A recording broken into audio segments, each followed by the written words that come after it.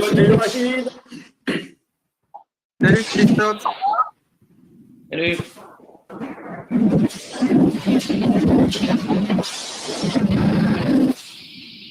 Frédéric, il faudra que tu indiques à tout le monde de couper les micros hein, quand Ragheed commencera. Ou Denis. Tu présenteras les membres du jury, Denis.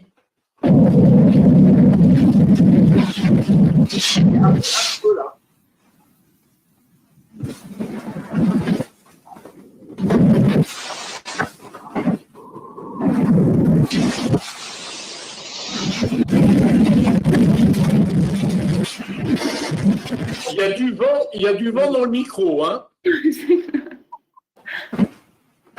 sais pas si ça vient, mais... C'est un peu bruyant.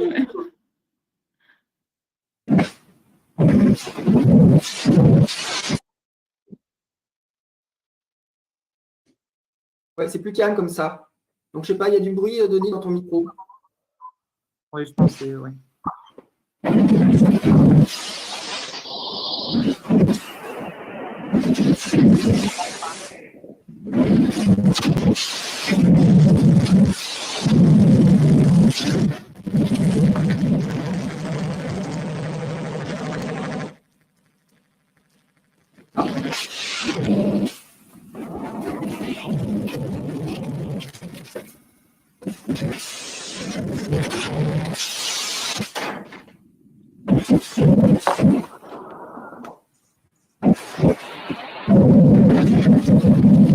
Denis, tu peux trouver la cause du bruit de ton micro? On t'entend pas. On t'entend pas, hein.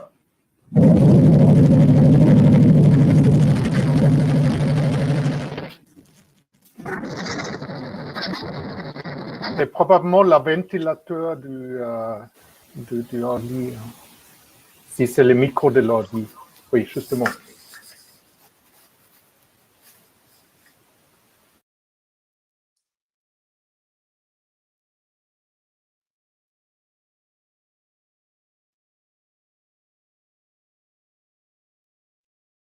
Ça a l'air mieux, là.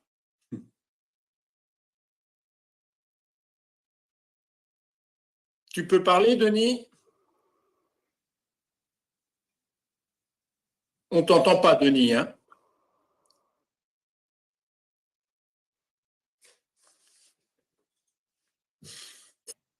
Allô? Yes. Allô? Je te reconnecte. Can hear you? Yeah, I can hear you, but I cannot hear the chair. Where's the... The chair, so he has a problem with the mic. There was a background noise coming from his computer or from his mic. So okay. I guess he disconnected and he will reconnect just to give it a try. Just for test, you can hear me? Yes, we can hear. We can hear you. Yes. Okay. Yes. Can you hear me? It's okay? Yes. Yes. Loud and clear. Me either. Un bonjour, Ragheed.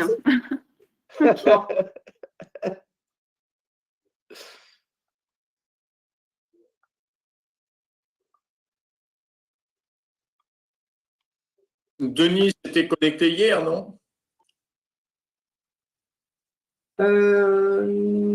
No, but anyway, we heard him. So connection was not great in the committee room, but the background noise was not so big when we discussed earlier. I'll make sure just the streaming is working well. Yes, so far for you, it's okay.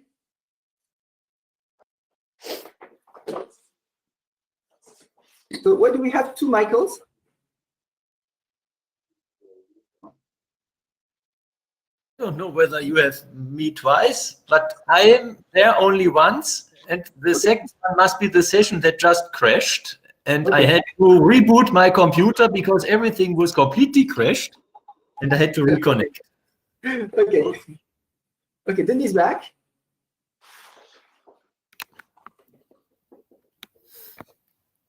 Can you speak, Denis?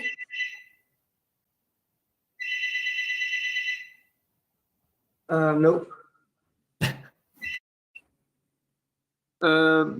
Maybe he can call one of you on the phone, and we can hear him from that. I mean, yeah. That would work. Denis, you should have my phone number, I think. Or mine.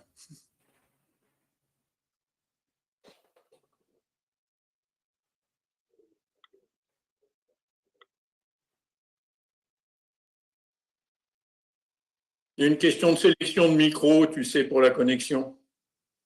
Mhm.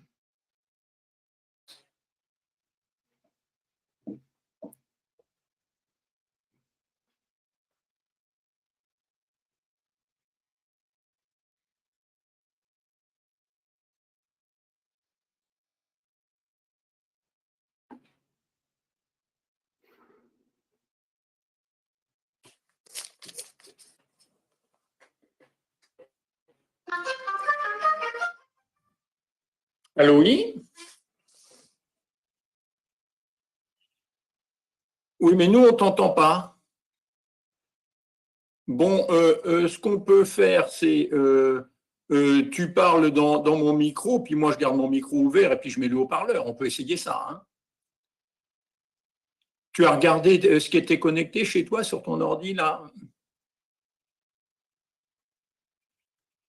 Ouais. Oui, ça a très bien marché dans l'autre réunion. Tu as coupé tout et recommencé une fois? Oui, tu as coupé le calculateur?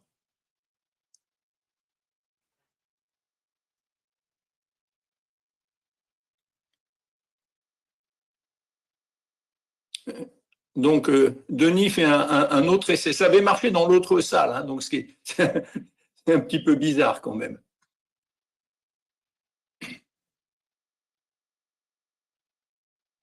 Il y a marqué ouvrir le lien et puis.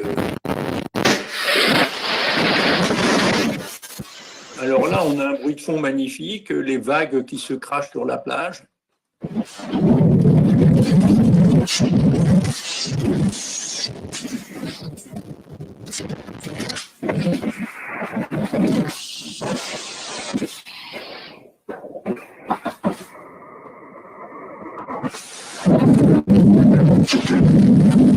Je propose que tu parles dans mon micro. Je vais mettre le haut-parleur et puis vous allez me dire si ça marche. Vas-y, parle, Denis.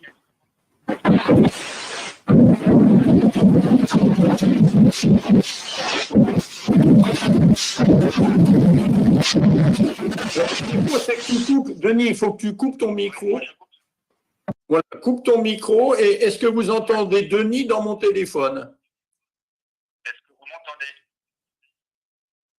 Oui, tu peux augmenter le son juste un petit Très peu? bien, mais on entend. Très bien, bah, parle fort alors, Denis. Hein.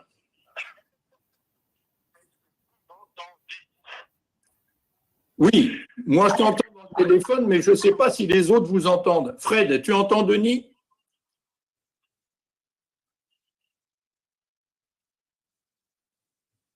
C'est pas génial. Vas-y, fais une phrase un peu longue. Est-ce que vous m'entendez?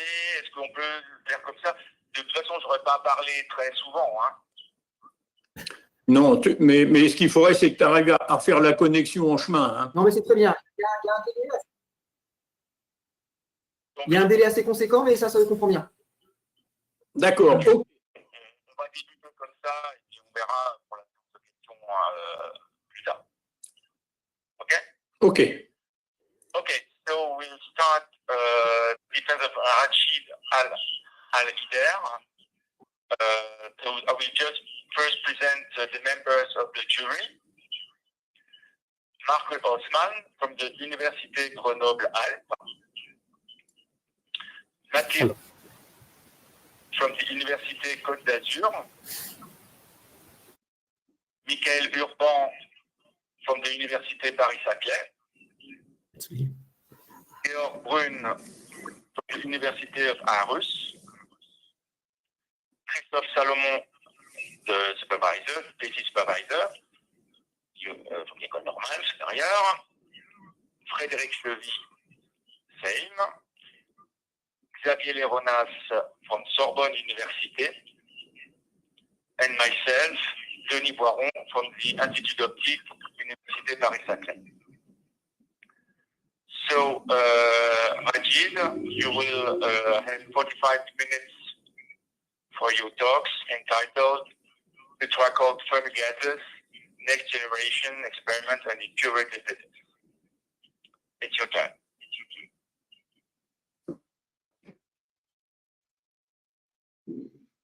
Hello, everybody. Thank you all for being here for my PhD defense. This work has been carried out at LKB and LPENS at École Normale Supérieure in Paris over the last 3 years under the supervision of Christophe Salomon, Tariq Yetsa, Frédéric Chevy, and Xavier Leronas. My work, entitled Ultracold Fermi Gases, Next Generation Experiment and Impurity Physics, includes, as the title suggests, 2 distinctive parts. In the first part, I have participated in building a cold atoms machine for ultracold lithium-6 fermions. The goal is to perform single atom imaging and to measure in situ correlation functions. In the second part, I have conducted a theoretical work to understand the physics of an impurity in a 2-component Fermi gas with weak and strong interactions. I have shown the importance of primers which can form in such a system and studied the behavior of the energy of an impurity in an interacting medium. In the general context, my PhD falls into the domain of simulating many-body quantum systems. Over time, people have resorted to simulators to predict and understand the behavior of complex systems like the planets. An example is the astrolabe, which was used in ancient Arabia to infer the time, seasons, and even the astrological signs positions. However, more recently, people took on the task of simulating quantum systems, which remains a challenging problem. The main reason behind its difficulty is the intrinsic complexity of many-body quantum systems due to the fact that a superposition of states is a valid state of the system. If the Hilbert space of a single particle has a dimension d, the Hilbert space of n particles will scale exponentially with the number of particles and will have a dimension d to the n. Take, for example, the case for 30 spin 1/2 particles. The dimension of the Hilbert space will be around 1 billion. In order to simulate the problem using a PC, one needs 16 gigabytes of storage for each of these states, meaning that to solve the problem exactly, one needs to manipulate such huge vectors in real time, which is a task out of reach even for supercomputers. This leads first to the need of simulators to understand the properties of these systems, and also for the theoretical studies to use approximate methods, and even sometimes the validity of the approximate methods is very hard to estimate. Richard Feynman pioneered the idea of simulating quantum systems, first by proposing it in his famous paper, Simulating Physics with Computers, where he said, if you want to make a simulation of nature, you would better make it quantum mechanical. For a good simulator, we need to start by building a model of the system. This model approximates the dynamics of the system and keeps only the essential ingredients. This is at least what we think at the beginning. Then we need to simulate the model Hamiltonian, its single particle and interactions part. And we start the simulation by preparing the simulator in a relevant state to the system we want to study. Then we leave the quantum state to evolve in time, and finally we perform measurements on the observables of its final state. By comparing these measurements to known behaviors in the real system, we can test the approximations of the model chosen initially. And in case of disagreement, we need to go back to our model, change the approximations, and start over again. Cold atoms are excellent systems for quantum simulators. In cold atoms systems, we use atomic gases to simulate both fermions and bosons. So we have both statistics. Such systems allow high controllability over the environment and parameters of the system. For instance, we are able to put atoms in a regular periodic optical lattice potential with tunable potential depth. Or else we can align atoms in a one-dimensional chain, and with a degree of controllability, we can finally choose the initial state of the system up to the level of controlling particles individually. In this experiment, for example, researchers were able to study the effect of changing one spin in a spin chain on the system's dynamics. Most importantly, with cold atom systems, we can control the nature and strength of interactions at will, allowing us to study the full dynamics of the system in all of its phases using phase-back resonances, as we shall see. This allows us to use cold atom systems to simulate the behavior of complex phenomena like high temperature superconductors and neutron stars. Neutrons have a spin 1/2, and due to their high densities, neutron stars can be modeled by degenerate Fermi gas, achievable using cold atom experiments. Neutron stars are very complex systems, and one simple case which we can think about is one particle interacting with the ensemble, which constitutes the problem of impurity physics, which is also one of the problems we can study using cold atom systems. In the following of this talk, I will focus mainly on the case of spin 1/2 Fermi gases. To establish a few facts, Fermi gases in the lab are ultra cold with a thermal wavelength of around 10,000 Bohr radii and an average spacing between particles on the same order of magnitude. Fermions interact with each other via van der Waals potentials, which has a potential which has a short range compared to the extension of the particle's wave function. This means that interacting particles do not get to explore the details of the potential, of the interaction potential, and the interaction between fermions in different spin states is dominated by S-wave scattering length at low energies. This interaction affects the phase of the wave function of the interacting particle, causing it to be shifted at long distances by an amount known as the scattering length A, which is a universal parameter in the sense that it is the only parameter describing the interactions, no matter what atomic species used in the ultra-cold system.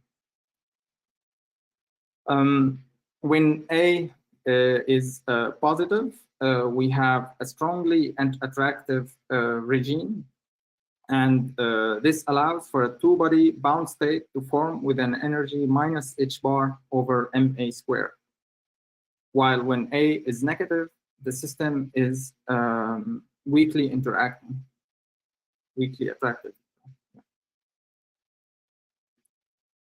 The simplicity of the interaction mechanism makes controlling them an easier task by exploiting the phase-back resonances phenomena. By preparing the system in two states, it can be described by an open channel that describes free particles, free interacting particles, and a closed channel describing possible molecular states in the system. When a molecular state is close to the free particle energy threshold, all interactions in the gas are resonant. This alignment between the open and the closed channel can be easily manipulated using an external magnetic field, allowing total control over the value of the scattering length, and by result over the nature and strength of the interactions. By changing the scattering length in a spin 1/2 Fermi gas, we find that in the strongly attracting limit, a molecular condensate forms, while in the weakly attractive limit, long-range Cooper pairs form around the Fermi surface. This limit was studied by Bardeen, Cooper, and Schreiber, and became known as the BCS limit. Between these two limits, the system crosses a unitary strongly interacting regime where the scattering length diverges and pairs are no more identifiable. Due to the total absence of a small parameter in this regime, describing the dynamics of the system theoretically is hard, and this makes studying it analytically a challenging problem. The physics of these mechanisms is known as the BC-BCS crossover and is widely considered as one of the most important problems of the field.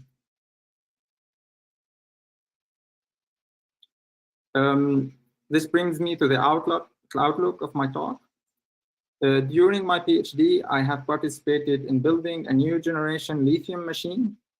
My contributions to the setup include building an optical setup to provide one arm of the cross-dipole trap, building an optical setup also to image atoms in the science cell, and participating in data analysis and other daily tasks around the lab.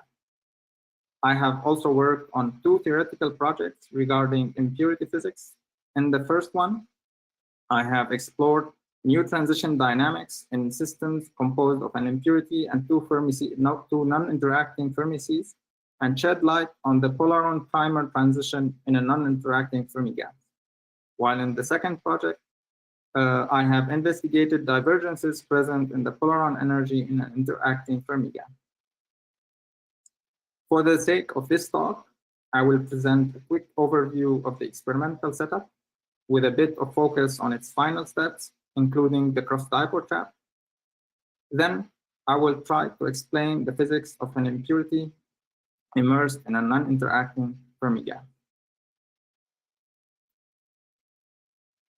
Starting with the experimental setup, here you see a 3D construction of the lithium-3 machine in our lab. We see here the oven, the Siemens blower, the Mott chamber, and the science cell just under this coil holder, this green coil holder. The experimental sequence starts with heating up lithium atoms here, which creates a jet of lithium-6 atoms, which goes down this way to the Siemens blower to be slowed by radiation pressure. Then atoms are loaded in a magneto-optical trap, and after a few additional cooling steps, including a D1 gray molasses, we obtain a fermionic cloud at a temperature around 60 microK. Then we load the cloud in a 170 laser beam to transport it into the science cell for more optical access. There, another laser beam of 17 watts is sent, non-resonant beam, of course, is sent onto the atoms, forming a cross-dipole trap with a depth of around 500 microK. Here we can see experimental shots where the loading of the dipole trap is shown. Starting by an elongated low-density cloud in the transport beam, we see that when the second trap beam is switched on, atoms start falling in the deeper potential in the crossing region to form one cloud. A final step of evaporative cooling is performed, starting by evaporating in the transport beam alone to continue in the cross-dipole trap. By knowing well the trapped parameters, we can extract the temperature using equation of state data from ENS and MIT. This allowed us to measure a T over TF equal to 0.05. Previous experimental and theoretical efforts have established the critical temperature for superfluidity to be around 0.16. So we can deduce that our sample is superfluid. To check really if the system has reached a superfluid state, the team has performed an experiment to observe directly superfluidity after I've left. This was done by first preparing the system in 2 spin states. Then we can induce a spin imbalance in the system using an RF sweep of predetermined duration. Then by using a double imaging technique that allows to take 2 shots separated only by a short period of time of around 3 microseconds, and by changing the imaging light frequency during this time, it is possible to obtain an image of each of the spin states. Then, by analyzing the one-dimensional difference in the density profiles between the 2 spin states, shown here in this plot, where the y-axis is the one-dimensional integrated density, and the x-axis is the position. A plateau was observed in the middle region, pointing to the fact that in this region there is exactly the same density of spin-up and spin-down particles. This is a signature of Cooper pairing, and also a further proof that the system is superfluid. This concluded the experimental part of my talk, and I will move on to the second part of my presentation regarding impurity physics. One of the same first names that pop up in impurity physics is the polaron problem. Initially introduced in condensed matter physics, the polaron problem describes the physics of a quasi-particle formed by a charge carrier, an electron, or a hole, pressed by interactions it induces in its surroundings. In the case of an electron in a metal, these interactions take the form of vibrations in the ionic crystal, or phonons, due to the attraction and repulsion of the electron induces around it. The polaron is characterized by its effective quasi-particle mass, its interaction energy, and a renormalized response to an external electric or magnetic field. In the case of ultracold Fermi gases, an impurity interacts with the medium by creating particle-hole excitations in the Fermi sea. Incidentally, the first studies of polarons and Fermi gases followed the first attempts to directly observing superfluidity in an ultracold Fermi gas in experiments resembling the one I described earlier of the superfluid plateau. In the region surrounding the superfluid, a sharp imbalance of spins creates a diluted gas consisted of minority atoms interacting with a bath of majority atoms. Here, minority atoms can be modeled by an impurity interacting with a bath of polarized fermions. Using this model, it was possible to perform calculations on the system, and that resulted in the Fermi polaron theory, in which a single impurity interacts with a bath of polarized fermions. When the interaction between the impurity and the fermions is strongly attractive, it is possible to form a 2 atoms bound molecule between the impurity and one of the bath fermions, and the resulting molecule is called the dimer. To go beyond the simple case of an impurity interacting with one Fermi sea, people have studied the case of a polaron in a 2-component Fermi gas. This was motivated initially by experiments on superfluid mixtures, including bosonic and fermionic parts. In these experiments, the bosonic part could be modeled by a single impurity moving inside a fermionic superfluid. And such experiments also used this model and compared its results to measurements to the shift in frequency of the center of mass oscillation of the bosonic component, and found good agreement. Part of the richness of such systems lies in the fact that they comprise 2 limiting cases of the polaron with the ability of swiftly passing between them. When the fermionic superfluid is in a BCS state of weakly interacting fermions, the problem resembles that of the Fermi polaron, except for the fact that 2 spin components exist instead of 1. However, when the interaction between the fermionic components of the bath is increased in the superfluid, a molecular Bose-Einstein condensate forms, and the system behaves as what is known as the Bose polaron. This is a research domain on its own, exploring the physics of a single impurity immersed in a BEC, and many theoretical and experimental, as well as experimental studies have explored the physics behind it. Another feature is that these systems allow access to free-body physics, which is suppressed in the case of one component Fermi polaron due to Pauli blocking. The impurity and two particles or molecules from the bath form what is known as an Efimov trimer, a three-particle molecule first predicted by Efimov in 1970. It has been an intriguing problem because in the original one solved by Efimov, the case of three resonantly interacting bosons was studied, and Efimov found several astonishing properties for these molecules.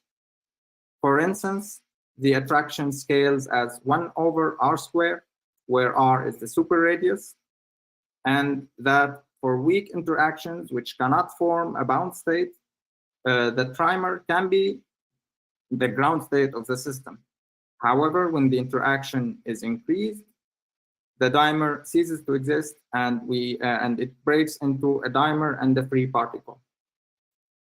Another feature also is that these primers have a discrete energy scaling, with the energies of the excited states forming a universal geometric series with a series constant of 22.7 in the case of bosons.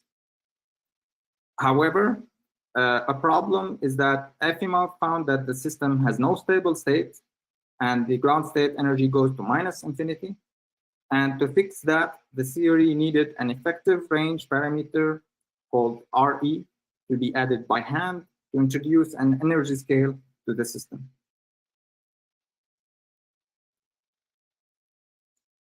Back to our problem, the possible states for an impurity in a double Fermi C are, first, if the impurity is interacting alone with its surrounding bath, we have a polaron. Considering the impurity's interaction with each of the spin components to be equal, when this interaction between the impurity and the spin components is increased, a degenerate dimer state composed of the impurity plus one fermion can form. Actually, here this is green, and this we should have red circles also. Finally, a trimer state consisted of three distinguishable particles can also exist in such a system. The problem I would like to present is about understanding the physics of these three states, especially the polaron and trimer states in the absence of interactions in the Fermi sea. Here, I show a phase diagram between the three states made simply by plotting the energies of these three molecules in a vacuum, and then by choosing the lowest energy at each point in the phase space. Here, A prime is the Fermi-Fermi scattering length, and A is the impurity-fermion scattering length. So the BEC-BCS crossover actually and the fermionic superfluid happens on this axis, and the dimer polaron trimer energy phase transition happens on this axis. This phase diagram actually is very rich on its own. We can see that, for example, the Efimov problem corresponds to the positive first quarter identity line where A equals A prime, meaning that the interaction between the three particles is identical. We also note, as was predicted by Efimov, that for strong interactions that can support a two-body bound state, the trimer state ceases to exist, and the two-body dimer becomes the stable state of the system. So our problem consists of studying the effect of adding two Fermi Cs already to this phase diagram, and in the to this, and to calculate the its values, the values of this phase diagram in a region where the fermions do not interact with each other. So that means that A prime is equal to 0 minus. So here far in minus infinity. Many questions arise in such a system. Does the trimer state still exist as a stable state in the system at this limit? We see here that the trimer sector is already beginning to shrink. So at minus infinity, is there still a stable trimer state? And if yes, what is the nature of this trimer? And what is the nature of the transition between the polaron and trimer and dimer states? And does the absence of or not of interactions in the Fermi sea affect the dynamics of the polaron trimer coupling and the nature of the trimer? So we start our analysis with describing our system by writing its Hamiltonian. The model used here is a two-channel model where we describe the system as being composed of open channel fermions and an impurity, and the closed channel molecule composed of one fermion and one impurity. The first term here describes open channel fermions with spin S and mass M and momentum K, while the second term describes an impurity, an open channel impurity with mass Mi and momentum K. The third term describes a molecule composed of one impurity and one fermion with a mass M plus Mi, and the binding energy of the molecule equal E0. The last term describes the interaction between the two channels, where the coupling constant indicates the strength of the interaction between the open and the closed channel. And the sum over momenta here has a cutoff, ensuring the regularization of the problem. The interaction is the same for each of the spin states. So the interaction of the impurity with spin up fermions and spin down fermions is the same. I should also mention the relation between the scattering length and the coupling constant and E0, where we have M star, which is the reduced mass of the impurity and one fermion of the back. And Kc is a cutoff frequency that depends on E0. So when we send Kc to infinity, we have to choose E0 in a way to make the scattering length always finite. I also mention here the definition of the effective range, which scales as the inverse of the square of the coupling strength that we need for the three-body problem.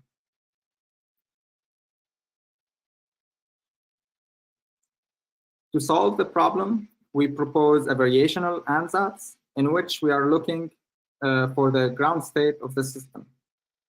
Our variational state includes the state where the impurity is sitting in the Fermi sea with no interactions at all. Then the interaction term in the Hamiltonian leads to the creation of a molecule and a hole with momentum Q1, and the amplitude of this state is called P. This is followed by the break of this molecule to an impurity and the fermion with momentum K1.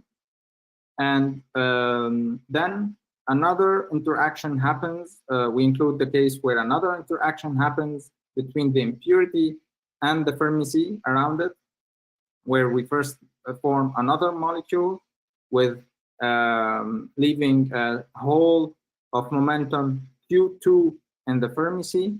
And then this molecule also breaks, bringing us to the case where we have two holes and two fermions. These last two states have enough ingredients for the trimer state to exist, having both three distinguishable particles. So we call this sector the trimer sector. And on the other side, we call the other state the polaron sector. Now, our goal is to search the values of the variational parameters A, B, C, D, and E that minimize the energy. And this gives an upper limit over the ground state energy of the system since it is a variational solution. We start by first separating, simplifying the problem and dividing it into two sectors. We study first the polaron sector. To calculate the energy of the polaron, we need only to put the amplitudes D and E to 0. And we calculate the energy of the polaron in the two-component Fermi gas. And I plot it here in blue. First, to check our calculation, we calculate the we match it with the second order perturbation theory calculation of the polaron energy in such a system. And we find good agreement, of course, in the low attractive regime, since this is a perturbative calculation. And the first interesting result of this sector is obtained if we calculate the energy of the one component Fermi polaron, and we plot it here in red. Then we find that at the unitary limit, the energy of our polaron is not equal to twice that of the Fermi polaron alone. So here we have minus 0.6 EF, and this we have minus EF, around minus EF, meaning that in the strongly interacting limit, the naive picture of an interaction which is additive between the impurity and each of the spin components is not correct. Moving on to the second sector, the trimer sector, we can put the amplitudes A, B, and C to 0. Then we need to simplify the problem, start simplifying the problem. And this is done by choosing different cases regarding the nature of the excitations and the Fermi sea. In other words, we choose different values for the dependence of the amplitudes D and E over the over Q1 and Q2. We start already by the simplest case possible by saying that let's study the problem with no Fermi sea at all. And I show here the energy. This is actually the Efimov trimer's fermionic version in vacuum, but also it represents actually the same problem Efimov studied for 3 particles. But here we have 2 of the particles which are not interacting. So we have the impurity interacting with the 2 fermions, but the fermions do not interact with each other.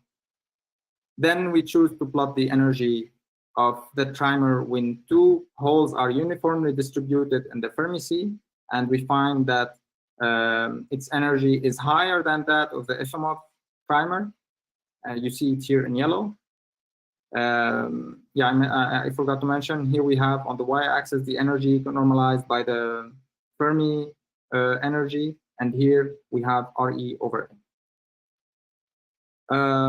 And most importantly, we inspired by the original Cooper pairing problem, we choose to study the case where the holes are confined to the Fermi surface, and we plot the energy of the Cooper trimer in red.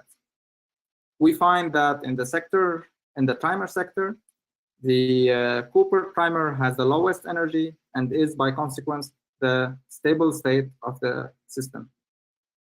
We plot independently the polaron energy, and we find at a point here that we find that the system in the weak interactive limit is in the polaron sector, and at the transition point it transitions into the Cooper trimer state. So To infer the nature of the transition between the trimer and polaron, we start by simplifying also our calculations. This is done by decorrelating the whole distribution dependence of the state amplitudes, D and E, from the particle dependence, showing explicitly the whole dependence of a function with a function f of q1 and q2, which are the momenta of the holes. This function describes, thus, this function describes the distribution of holes inside the Fermi sea. By choosing f in a careful way, we are able to pass from the trimer case to the polaron case, and we can parameterize the polaron-trimer coupling and add this parameterization to our variational approach. This is done in our case by choosing f to be of an exponential form. To verify that this variational choice covers our target states, we see that when sigma goes to infinity, this exponential,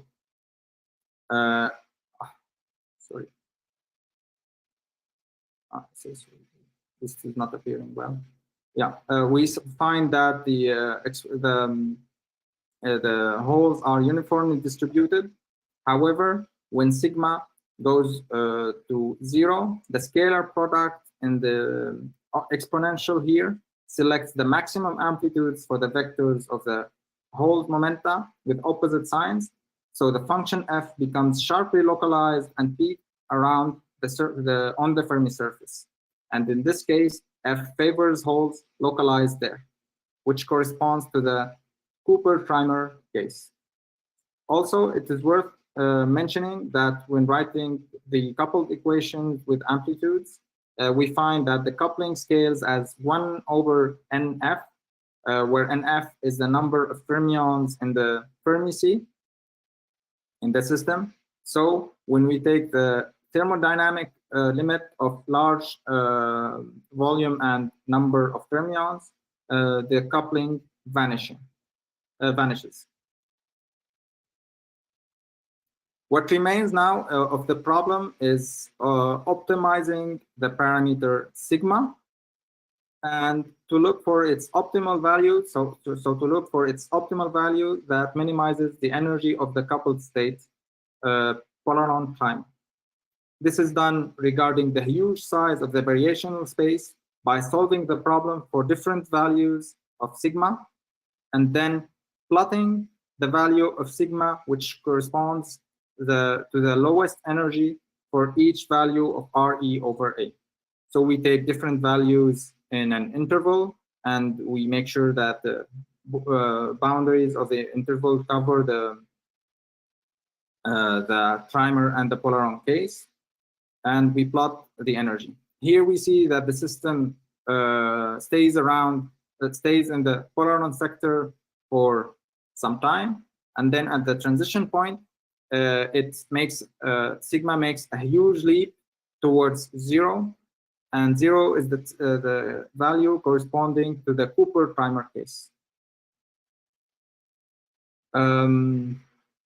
Here, this discrete jump in the values of sigma means that an abrupt transition between the polaron and trimer state, Cooper-Trimer state, happened at the transition point. I'll show here the energies. Once again, the y-axis is the energy normalized by the Fermi energy, and the x-axis is RE over A. I show here the energy of the Cooper-Trimer alone, then that of the polaron, and then by choosing the energy value which corresponds to the optimal sigma for each value of the x-axis, we can plot the energy of the coupled state. Here we see that the energy is continuous, but of course we saw that the wave function changes its nature abruptly, as we have seen in the previous slide.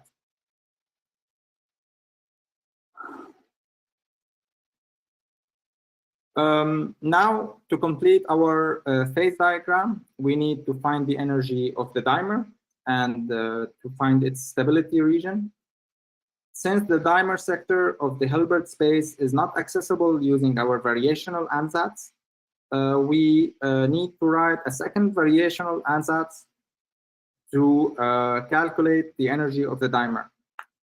I will not talk about that in details, but as is expected for trimers, the dimer takes over as the stable state of the system for stronger interactions.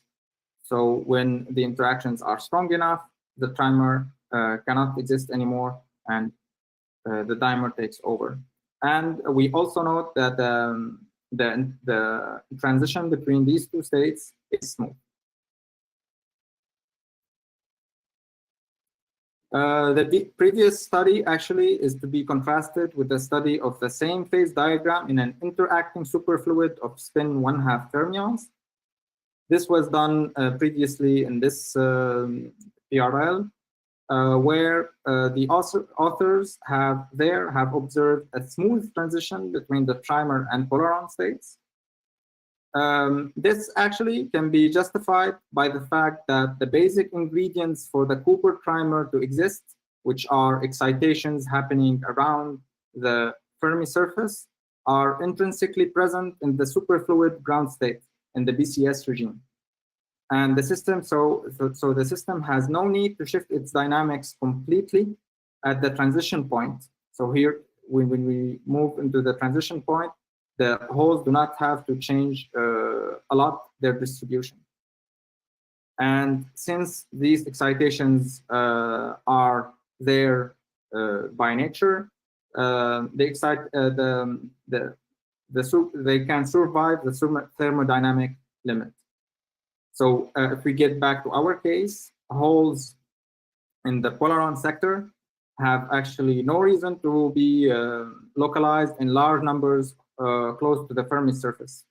And at the transition point, the shift in dynamics makes for an abrupt transition, especially in the thermodynamic limit, where the ratio of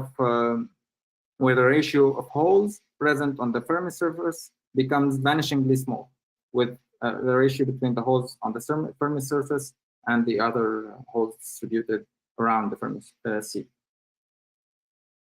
In other words, the absence of superfluid interactions makes it harder for the system to adapt to the new ground state smoothly, especially when the number of particles is increased.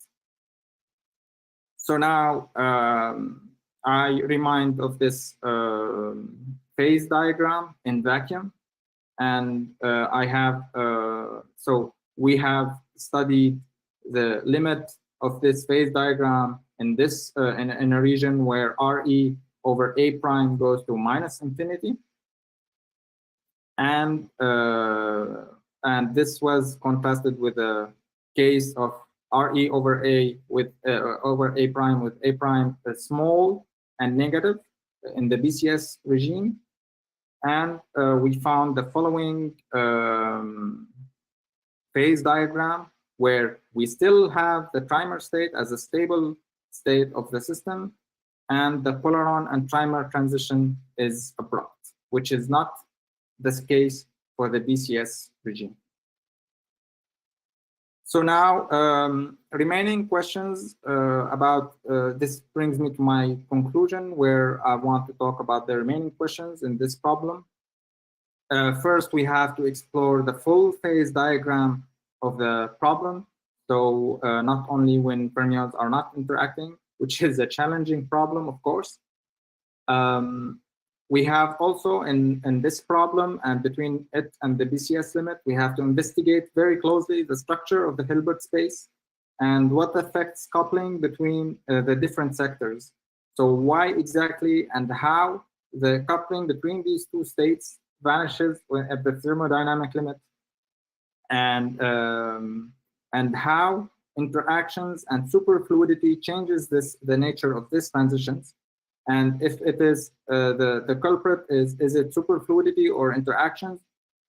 So if we have a system with only interactions, which is not superfluid, does the polaron trimer transition become smooth, or does it stay like a first order transition? We can also calculate the response function of the polaron and look for transition signs in it. Another project that I will, two words about it. We calculated the energy at the second order, not me, previous work calculated the energy of the polaron at second order in an interacting Fermi gas, and they found divergences present in this energy. And we are trying to use a diagrammatic approach using green functions and Feynman diagrams to investigate the origin of these divergences in the Fermi C interactions. Here I want to thank all of my colleagues who have helped me during my time. I want to thank Christophe, Tariq, especially Frédéric and Xavier. I want also to thank Julien and Felix for the interesting talk that we had, and my other colleagues in the team. Thank you all for your attention, and this was it for me.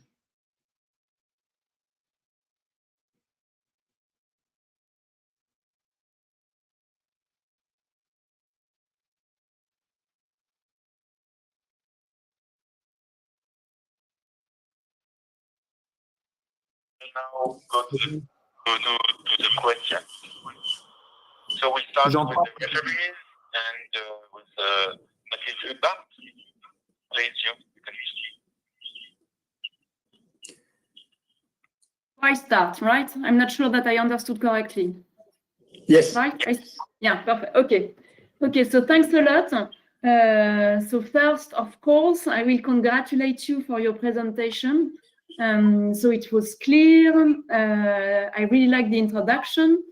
And I appreciate that you really highlight your contribution.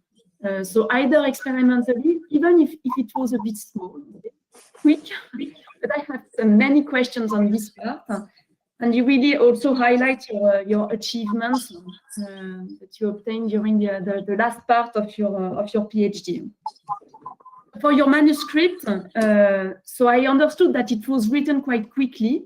Nevertheless, it was, I found, clear, well-structured, and actually easy to follow, at least for the parts that I'm more familiar with, so the introduction and the experimental parts. And I also want to emphasize that, okay, for the experimental parts, you rewrite some of the parts of your PhD. And I think it was better because you really highlighted your contributions. But I also want to say that, well, building such a big experiment is tough. And usually you never do it alone, okay?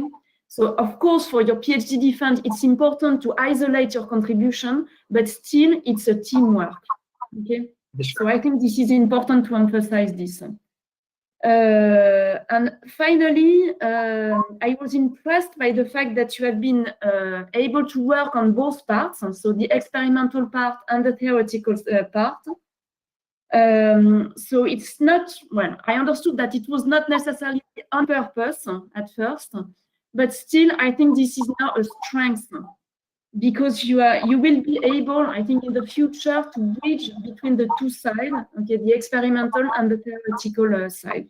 So I'm sure that for your future, it's actually it's a strength. Okay, so it was not necessarily easy, but finally it can be a strength. So I have questions. So I will start. So I will mainly focus on the experimental parts. I will first start with the just introduction. So it's just curiosity, and because so you said that, for example, for neutron stars, the Fermi temperature is higher than the temperature of the star itself. So you said that, okay, so finally what you can study with ultra-cold Fermi gases can be extended to those systems. So my question is, what can you observe on the stars that can be linked to what you observe in ultra-cold Fermi gases? So is it used, in other words, to understand, to model the star, or had you also some observables, and so from the light that comes from the star, that is linked to what can be done in ultra-cold gases? Yeah, so for neutrons, I must confess it's not my Definitely, yeah. Professor Urban here is the specialist, but actually, what I know that the core of this neutron star is not well understood. So what I talked about high, I mean, Professor Urban can correct me if I'm wrong, but about high densities. So actually, the very high densities makes for a degenerate regime, even at very high temperature, as you said, that because of TF is very, very high. So I suppose, yes, by knowing the densities there, using the light emitted by the neutron star and the size of it, we can infer at least the degree of degeneracy in neutron stars. I don't know if this is the question, but No, okay. So the question was, yeah, what can you observe from the star, and why do you need to add this ingredient? And so because you said that there is a link, so I just want to understand, when you do the experiment with the ultra-cold gases, you get some information. You understand because the system is well under control, so you get some information, and how it can be used in neutron stars. Yeah. So this is so exactly the dynamics, I think, of neutron stars are very hard to observe, because I mean, if you put like an impurity in a degenerate unitary neutron stars, I don't know what would happen. I mean, so I don't. It's not. I mean, I don't think you can infer anything by just looking at the light of the neutron star, because I mean the response would be very small to observe with the light emitted from the neutron star. But you can already, using the thermodynamic properties of the system, like the density, the temperature, which are all measurable using the light emitted, you can have an idea about the nature of the system inside. Yeah. Okay, thanks. Okay, so I will switch to the experimental part. So I will just follow your manuscript. So first, so you said that the duration of an experiment, the experiment, at least when you left the experiment, it was of the order of a few tens of seconds. So typically a bit lower than 20 seconds. Okay, so my question is, I think this is really a criteria that you want to improve, because you want, well, this parameter is important to reduce the duty cycle and to improve the signal-to-noise ratio if you need to repeat your experiment. So improve the signal-to-noise ratio for a given integration time. And you said that there is some strategies. Can you elaborate a bit on this? Is it already implemented? And what is the final goal for this experiment, for the duration of the experiment? Of one cycle. So actually, we have done many like steps to reduce the duty cycle in our experiment.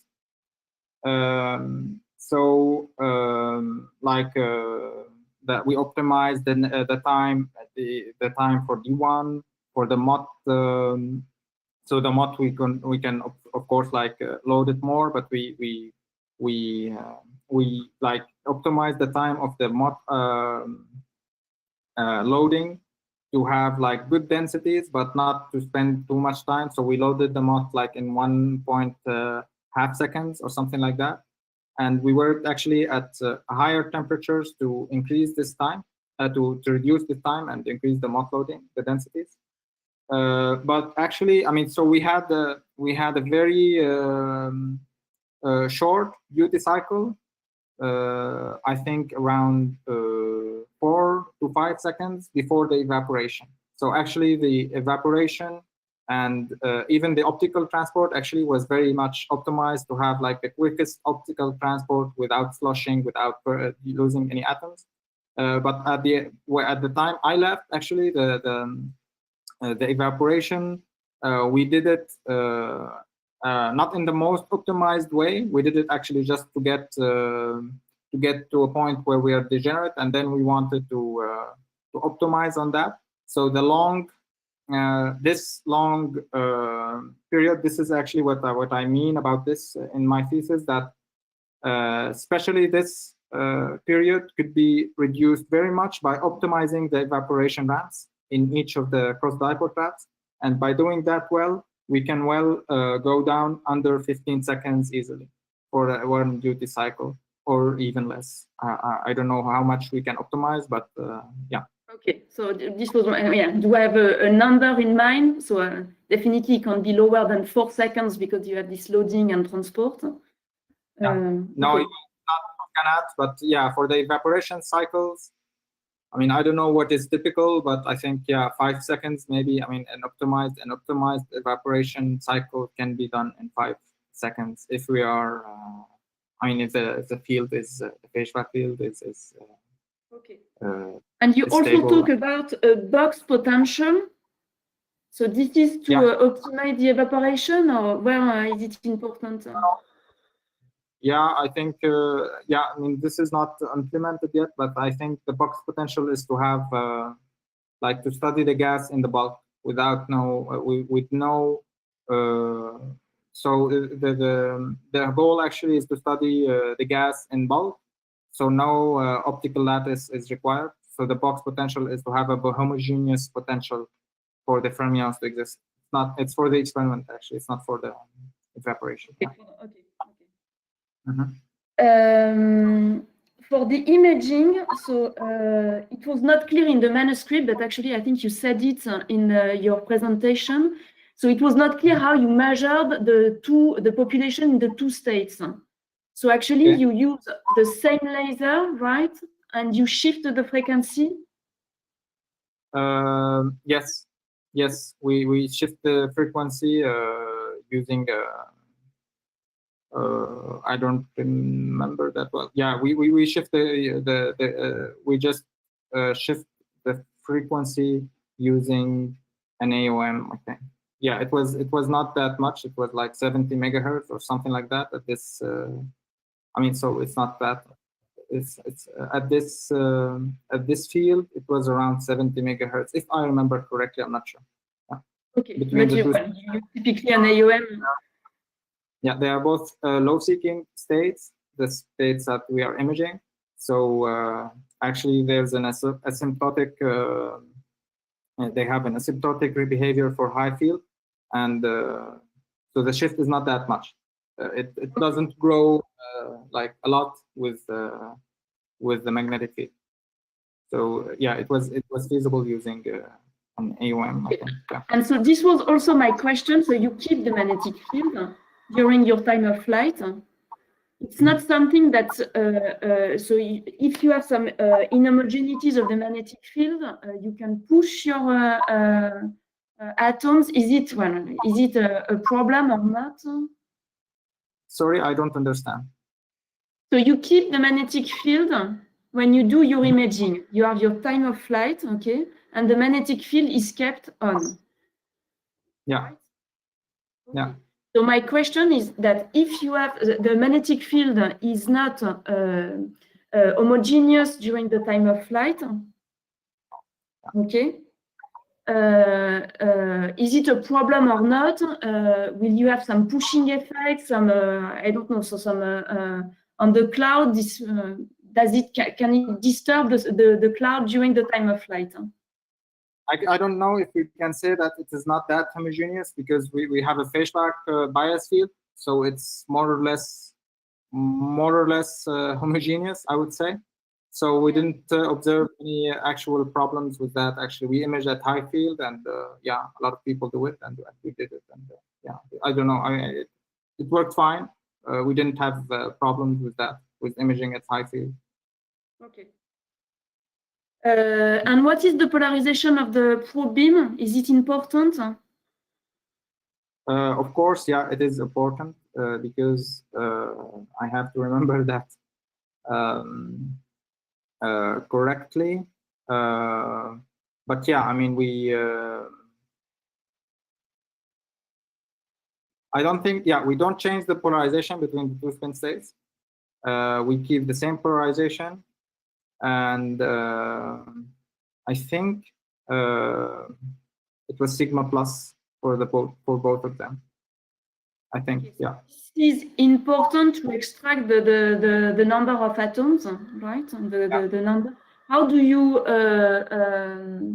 So you just trust on the equations, or is there a procedure to calibrate this number of atoms? And, trust the equations, you mean? yeah. So I don't remember when. So you can. What you want to get is the number of atoms, right? When you do your imaging, the size, of course, and all this, the temperature, but also the number of atoms. Okay. So how is it extracted? Do you calibrate? Do you have a strategy to calibrate this number of atoms? Yeah, we used to do sweeps, not sweeps, like to scan the imaging frequency to have the most N count actually. So we count the atoms, like pixels, like we count the pixels, the values of the pixels, and we have a number which is N count, and we used to calibrate it using yeah, like by scanning with the VCO the frequencies of the. So this is used to be sure that your probe beam is at resonance, right? Yeah. Yeah, but again, this is not a strategy to be sure of your number of atoms. You collect some photons, and how do you relate this to the number of atoms? This is like done using the formula with the with the magnification and the cross section that we already know. I don't know if this is the question. I mean, so yeah, we exactly. have this. Okay, so you assume that you know the cross section exactly. Okay. Yeah, we know. We assume that we know the cross section actually, and yeah, when we change the polarization, we had this discussion about changing like the cross section has to be defined correctly with exactly. One half. When we change the cross section, yeah, when we change the polarization, we have to multiply by 1/2, if I remember it correctly. And yeah, we had this discussion with Christoph actually, and yeah, I think at the end we did it correctly. Okay. Yeah, but I mean, at least when we use the same formula, we know that comparing our numbers to our numbers is correct, as long as we don't change the formula. Okay. Yeah, of course. Okay. Yeah. Okay. For the transport part, so you said that when you transport with the dipole trap, so your atoms from the MOT to the science chamber, you heat a bit the cloud, okay? Yeah. Right? Okay, and you said that this is due to power fluctuations that are around 10 kilohertz, and which corresponds to the trapping frequencies. Okay, so now I think there is two strategies. There are two strategies to reduce this heating. So either you reduce the power fluctuations, but the other possibility, so maybe I'm wrong, but the second possibility would be to change a bit the trapping frequencies in order to be out of this 10 kilohertz fluctuations, power fluctuations. Is it possible? If not, why not? Yeah, so changing the trap frequency is not an easy task because yeah, you have the optical setup actually, and the optical setup is like the last mirror, the last lens actually is like 30 centimeters from the center of the MOT chamber. So you have to be very careful about your and actually. The MOT chamber has a window here, and we suspected for a long time actually that there's thermal heating in this window. So that's why we haven't actually always managed to measure the designed trapping frequency waste actually for the transport beam. So we suspected, so actually, if you see here on the slide, the setup for the optical, for the dipole trap that does the transport is around here. So we have here a mirror and we go inside the, so this, and go inside the mud chamber. So this window here actually is, we suspected that it has these power fluctuation, thermal lensing. So before accusing the laser, we accused this this window actually. So that's why we tried to make like a current feedback loop to have exactly what we want on the power we want on the IPG. And for that, actually, there are two main like obstacles. One of them is the fact that we changed the IPG, the transport beam power, actually using a rotational mount. And this rotational mount has a step motor, and the step motor has a kind of like resolution to its movement, if you want. Mm-hmm. So at very low temperatures, we have not managed actually to control very well the power of the IPG beam. So that's why we turn it off completely actually at the end of the evaporation, not that, yeah, after a step of the evaporation, because this power, this resolution on the step for the motor that changes the power, we could not go lower than this resolution because it's a step motor. So that's why we decided eventually actually to not do this at all and to not do resolution evaporation in IPG at all. Mm-hmm. For these three. I don't know if this was the question, but So my question was really about the problem that you heat your atoms when you transport. Okay, so is there some strategy, or finally, well, you just use it like this? Jittering. This was power jittering. Yes. Yeah. We could have. I mean, we could have changed the. You mean during the transport? Exactly. Yeah. During the transport. Yeah. Sorry. Yeah. Actually, this we have not tried. We just wanted to transport. I mean, so heating during the transport was never a huge problem for us. Okay. Because we're going to start evaporation in the cell anyway. So we did not. I mean, we cared about the transport efficiency, of course, but for the temperature at the end in the cell, we did not care about it that much because we would have our cross dipole trap and we would start evaporating there. So yeah, we didn't try too much to go out of our way to solve this problem. Okay. Yeah. Okay.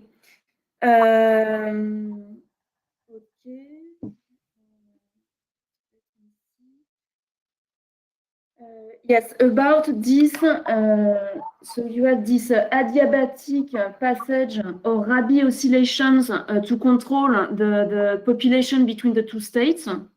Okay, so I think this is during the, I don't remember the chapter. Okay, so you know what I mean. So to adapt the number of atoms in both states. So you said that you have two possibilities, so either Rabi oscillation or adiabatic passage. So what do you use on the experiment? And why did you choose this specific? So between the two, which one do you use? Yeah, can I say? Can you tell me which? You mean the Landau-Zehner formula? So page 73 of your old, the first version. Yeah, I have.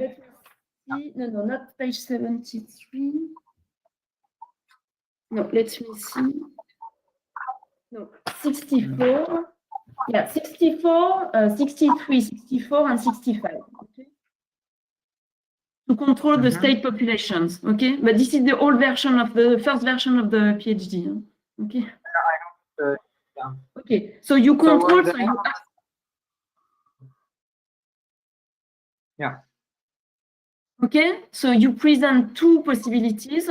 So either you have this adiabatic, so you have an RF sweep, right? Or you do Rabi oscillation. So this is figure 2.16. Yeah. Is it correct? Okay. So what do you use experimentally? Actually, we use the lambda Zinner sweep because I mean we had this antenna around and we tried it and it worked. So yeah, we kept using that. Okay, but you showed that the Rabi oscillation also works. Yeah, also works. This actually we did it just to see Rabi oscillations because I mean just to see them. We did not use this thing.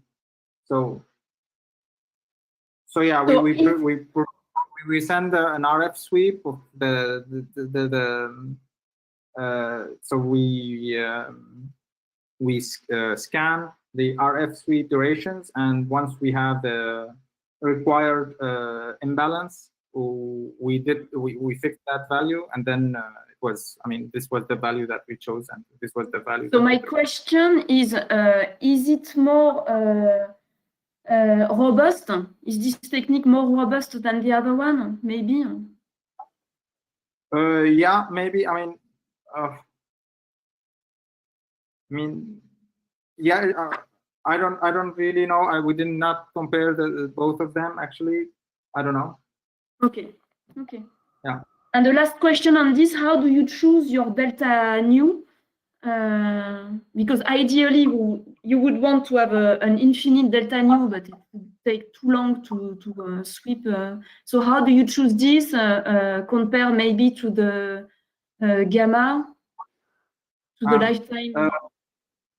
Yeah, this was done by experiment. Actually, we changed the sweep times, the sweep speeds, and we got like the what we want. We got the imbalance that we were looking for, and we chose that value, and we kept that as the value. I don't know. After I left, the team also has worked on this again. So I don't know what's the current thing, but at my time, yeah, this is what we did. We like sweeps, and we got the good lambda mu, and this was yeah. I think it was 400 kilohertz or something like that. Okay. Yeah. So I think I will just ask two more questions. So experimentally, so you showed that to prove that you have superfluidity, you make this density profile on the two states, and you see a plateau. Did you try other? How can you also prove that you have superfluidity in your experiment? I'm not saying that this is useful. I think that having this plateau is enough. But how can you do to prove that you have superfluidity with another kind of? So we tried to sweep to the BEC side to see a doubler structure actually, but this didn't work because of the resolution of the camera, and so we didn't observe anything actually. So yeah, other than that, we had this method of, and we tried it. The team tried it after I left, and so when I was there, I think I remember that we tried the BEC sweep, and it didn't work. Okay. Yeah. We didn't have. Yeah, and other possibilities maybe. So I'm not saying that you tried, but you have also other ideas to check this.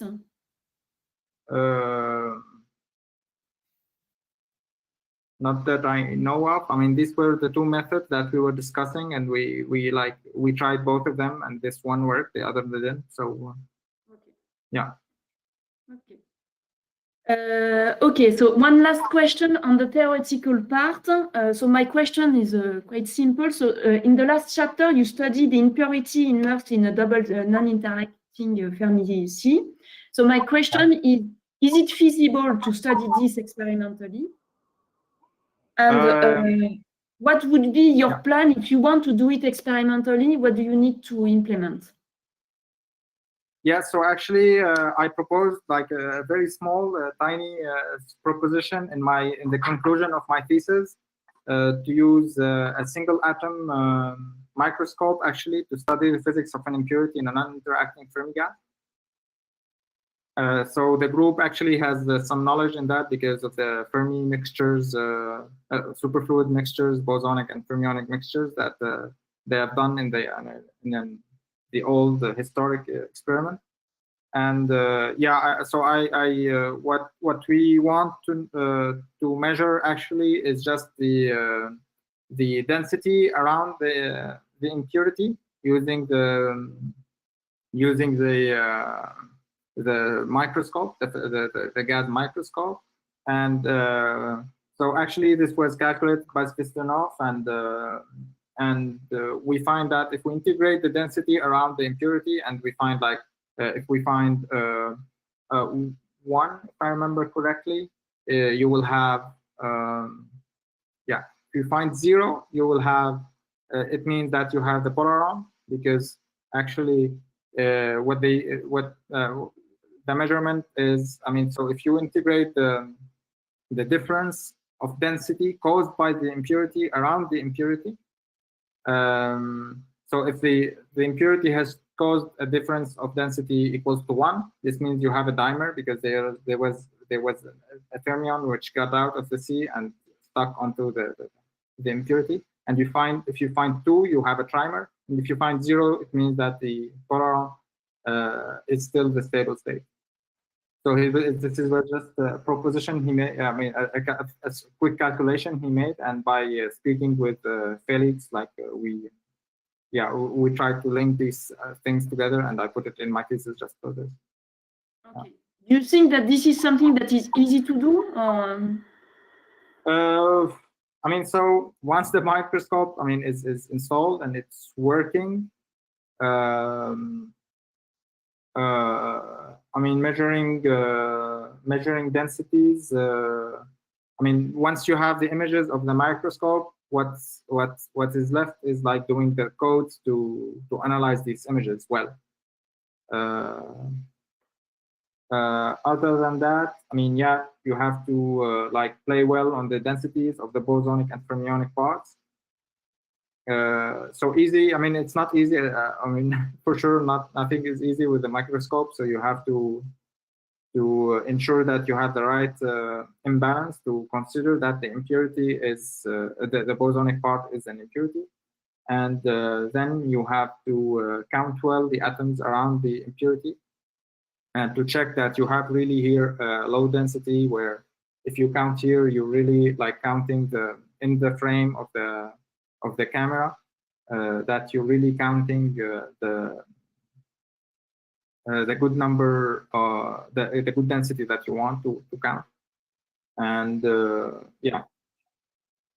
Okay, so thanks for that. Yeah, this was you partially answered, and well, it was an open question, definitely. So, okay, so again, thanks a lot and congratulations.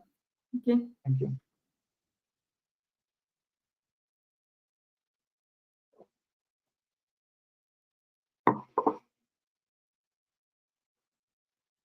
Christophe, ton micro. Micro, Christophe. Oui, désolé pour le relais, hein, voilà. Répète. Now we can start with the comments and questions. Michael, turn on your microscope. Your microphone. Okay. I could not understand what our president said, but now, okay. So it's my turn to ask questions. First, before asking questions, I more or less will say the same thing as was already said. I really found your talk very nice and very clear, and also your manuscript. I also found it very nice and very clear, very pedagogical.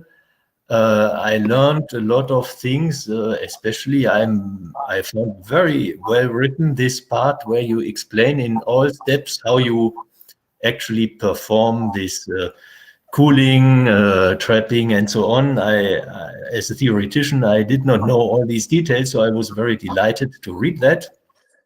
Although, of course, as was already said, one unfortunately realized when reading that this was written rather in a rush, and okay, but I'm sure the few mistakes can be corrected, and that will be fine. Okay, now before asking theory questions, I would also like to ask something about the experiment, namely, I mean, I'm aware that such experiments where you have where the system has been cooled down to superfluidity, they have been done before already.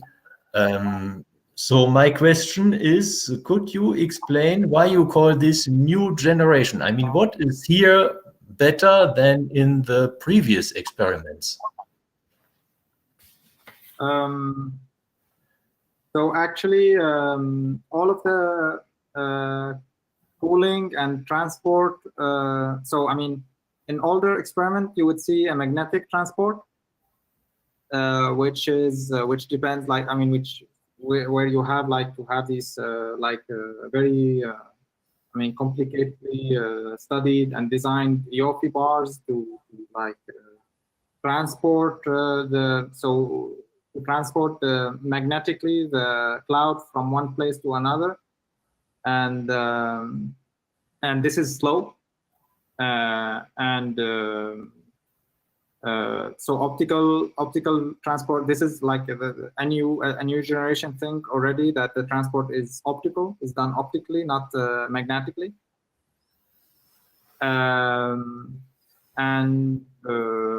Yeah, I mean, duty cycle, to have a very small duty cycle is already one of the goals for our experiment. And yeah, I mean, yeah, so the transport stuff, the transport, and also using D1, which is an optical cooling technique to be able to load in the transport beam, is not used that much in experiments like the D1 cooling step, because I mean, for magnetic transport, I think you don't have to be as cold as the case because you have much larger potentials, so you don't have to be as cold as for optical transport. So you have to cool using, I mean, after the MOT, to cool more and to have a denser cloud. So yeah, these are some of the reasons I can think of right now. And what will this make possible? I mean, is there something that can be done now with this experiment that could not be done with previous ones? I mean, once we have the microscope, I think we can, because it's going to be a gas microscope to study bulk systems, which has, I mean, I think never been done in France, at least. But other than that, for now, with the current stage of the machine, I don't think so. I mean, so we have a shorter duty cycle, an efficient machine, but yeah, the systems we can study with this machine in its current state, we can study them, I think, with other machines. Okay, maybe you know that I was quite interested in collective modes of Fermi gases, and I remember that I think Christophe Salomon told me someday that he doesn't like collective modes because it is so long to measure. And now would this shorter duty cycle maybe make this easier? That was on the previous machine, Michael. Huh? So on the previous machine, we had a 2-minute cycle time, between 1.5 and 2 minutes. So this was very tedious, actually, to record the frequency of collective modes and taking days of measurements. So now it would be better. Yeah. Okay. Then still maybe related to the experiment, I have another question, namely in your thermometry, you are using equations of state of the infinite gas or of the uniform gas, and then you apply the local density approximation. Yeah. Now, my question is, how well is it to use this local density approximation, and under which conditions can you use it? This is a very good question. Actually, it has been a long time since I thought about it. Yeah.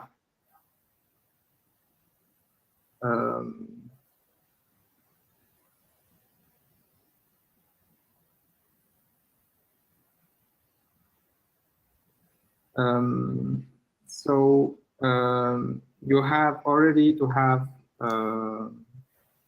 like a not so deep potential, because there you can't like separate them and say that yeah, I don't actually have that something in mind now that is ready to tell you about that.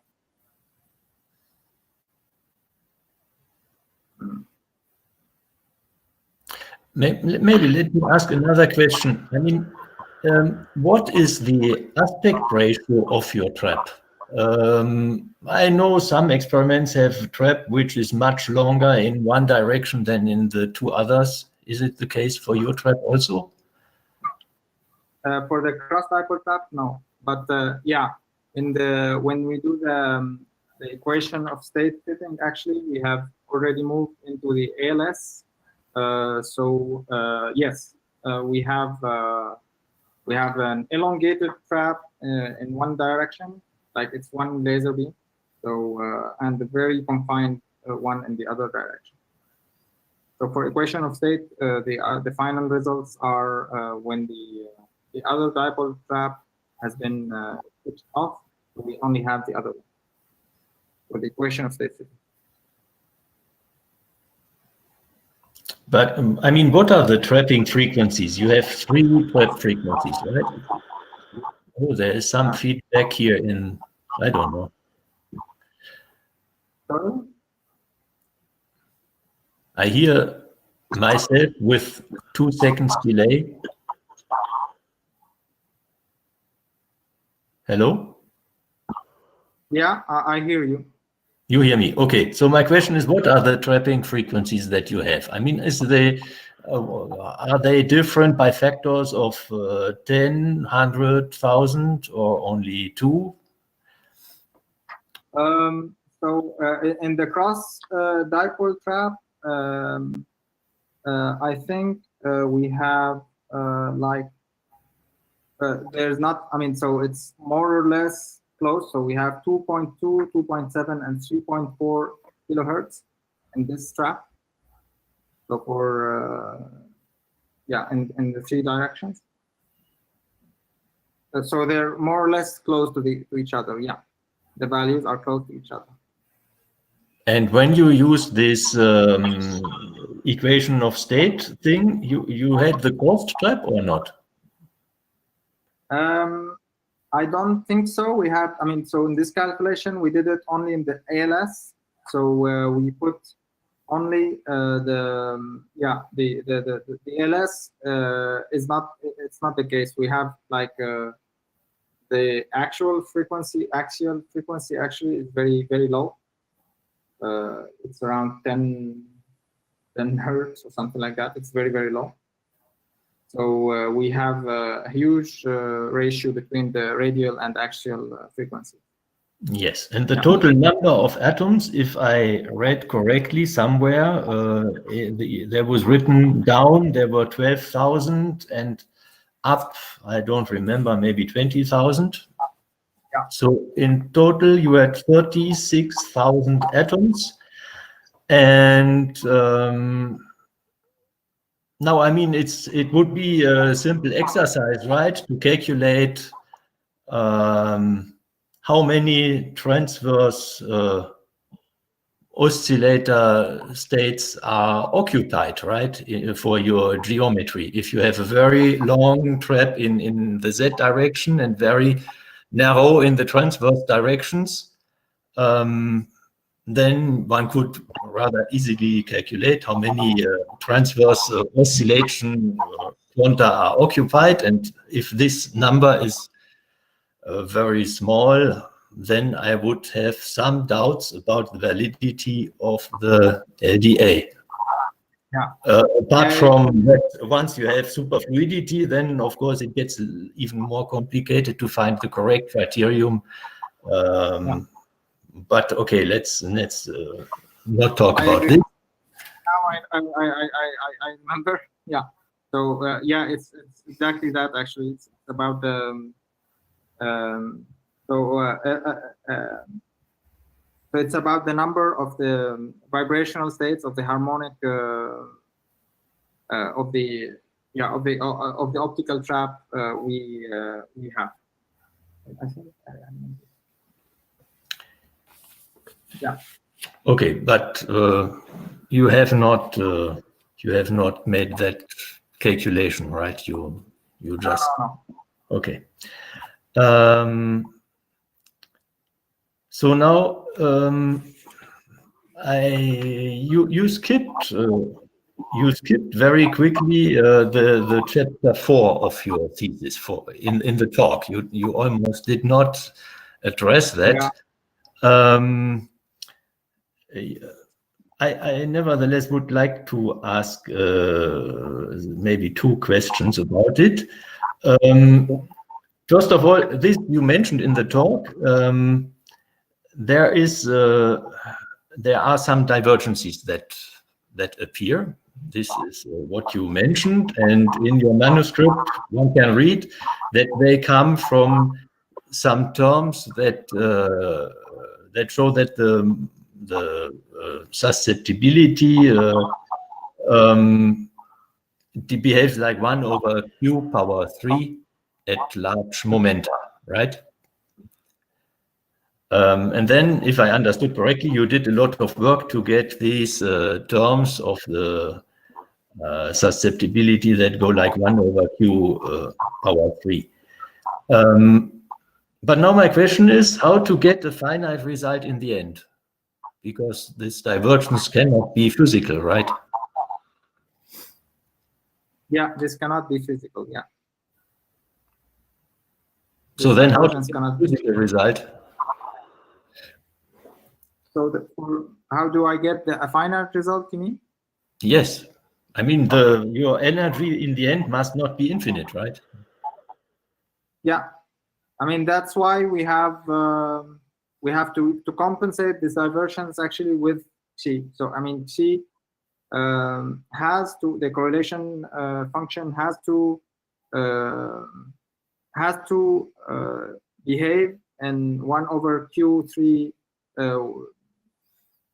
like 1 over Q3 for big Q, for the energy to be finite. So if this is the case, the energy could be will be finite.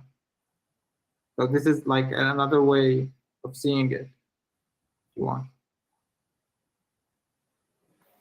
I don't know if I understand.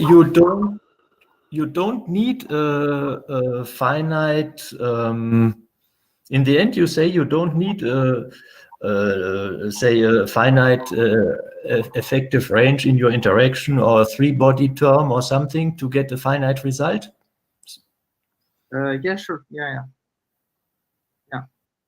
And so our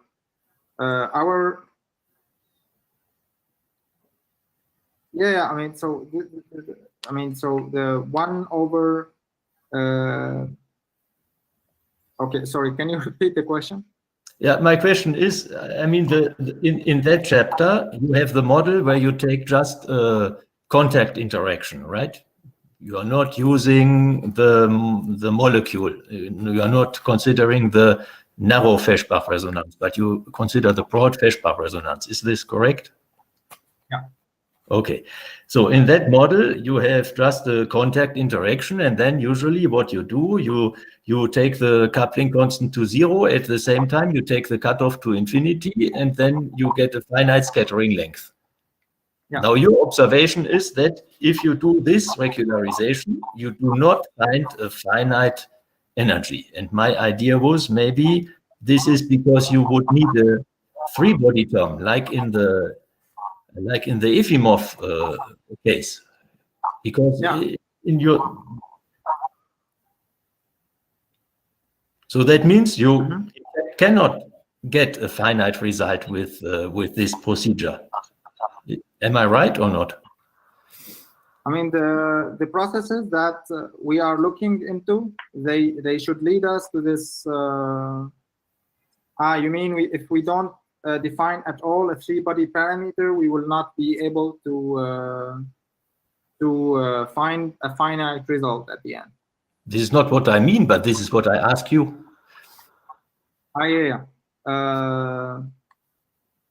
So, I mean, for me, if we find that, I mean, T, I mean, can behave as 1 over Q3, and if we prove that and we find its origin in the fermionic interactions, I mean, yeah, we still need a three-body parameter to regularize the problem. Yeah. Okay. And then I have another question that is maybe a little bit technical, and it's just that there is one contribution. You show this on page 99 of your thesis, where you have essentially you compute the you call that first order. So it's a correction to the correlation, to the density correlation function with just two particle hole bubbles and one interaction between them. Yeah. Okay, so now my question is, in momentum space, if I compute this in momentum space, isn't this just the interaction times the square of a single bubble? Yeah, it is. It is. Yeah. I mean, yeah, so the 1 over Q5 was wrong. Actually, it was 1 over O, 1 over Q6, because this is exactly as you said. It's only the square of the single interaction, because yeah. Okay. I was just wondering, because your appendix where you compute this explicitly is quite difficult. So I thought maybe one can get it more easily. Yeah. Well, I mean, so yeah, sure. Yeah, I mean, what you pointed is yeah, I did think about it that way, and yeah, it could have been just calculated using the square. But here, actually, we were trying to look at these green functions and how do they behave exactly to sort of like know what we're looking at. I mean, for the other terms, if you want. Okay. Okay, now maybe time is passing quickly, but let me also ask something about the thing you talked about. Can you just go to your slide number 20, please?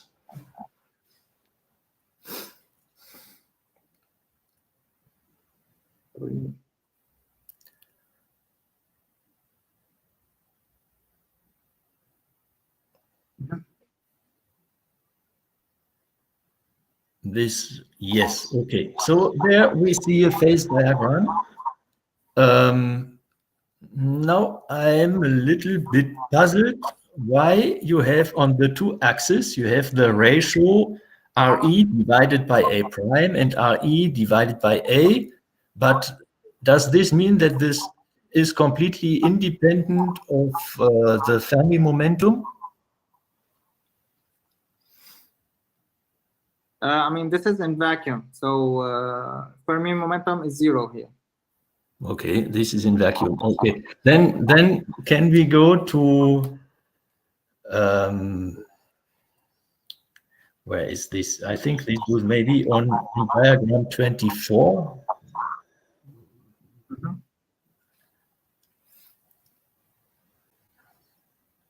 Here, now you have the energy divided by the Fermi energy here.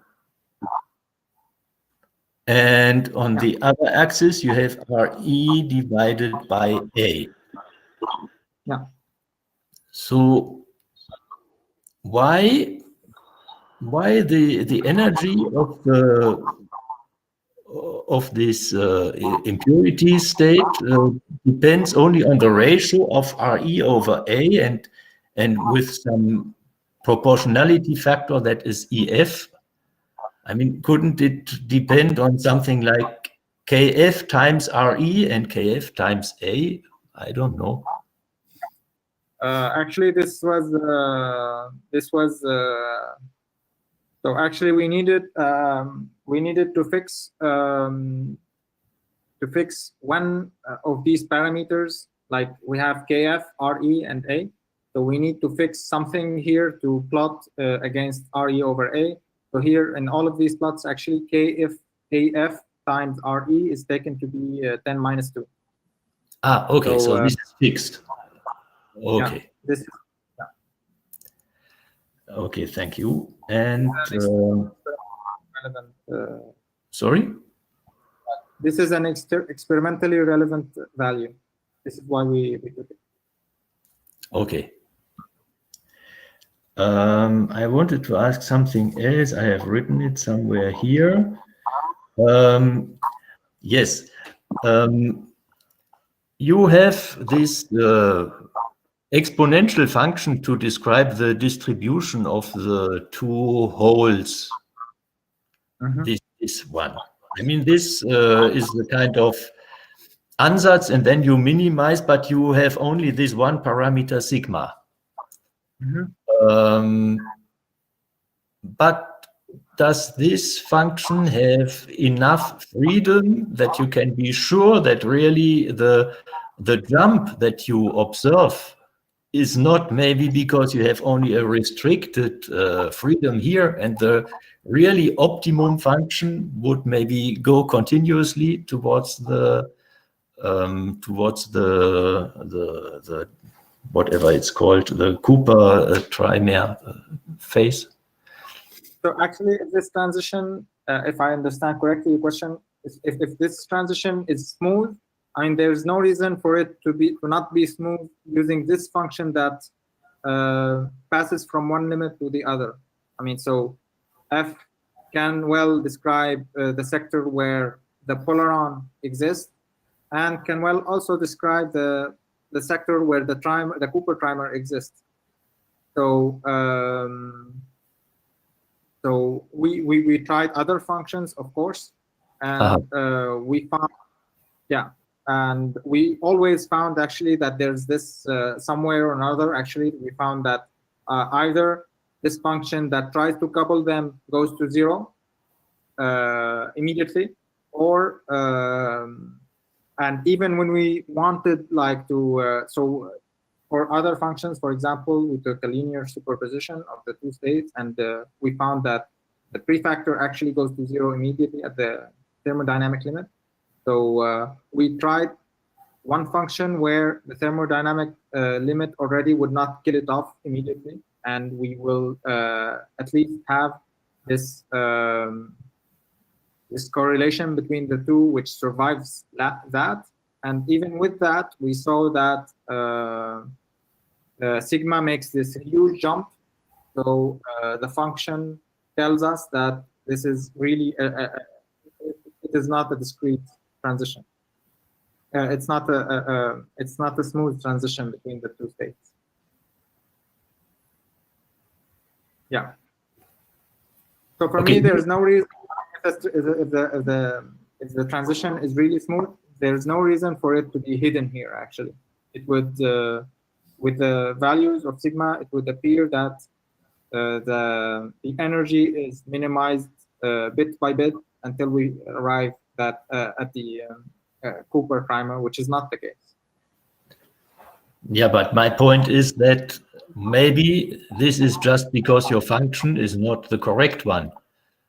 I mean, how can you prove that there is not another function that gives you an energy that is lower than with this one here, and with which you would get a continuous transition? I mean, of course, I don't think I can prove that. I mean, in the space of the functions that relate the two sectors in space, I don't think I can prove that. But we were quite convinced with, I mean, after two trials actually of the function f, that this is the case. Yeah. Okay, maybe just one last question. You did this minimization with respect to sigma by doing some discrete steps in sigma. So you had a table of sigma values and then you used them. My question is, how long does it take you on the computer to do this calculation? I mean, why you cannot take more steps in sigma, for instance? So I think for one value of sigma, I have to turn the code for 1 day, something like that. So it's a very long calculation. Yeah, that's why actually we didn't optimize for sigma. We just chose these values that, I mean, we have one value that provides the polaron case. We have one value which gives the primer case. And this was enough for us, actually. Already this took a long time to calculate. Yeah. Okay, so you say 1 day per value of sigma, so this answers my question. Okay, so maybe there are still other people who want to ask questions, so I stop here. Thank you again, and congratulations. Thank you very much.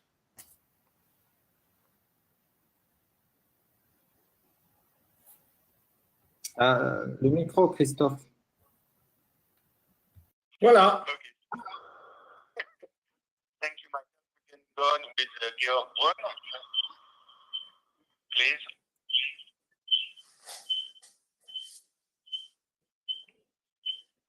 Okay, so I'm supposed to ask questions now?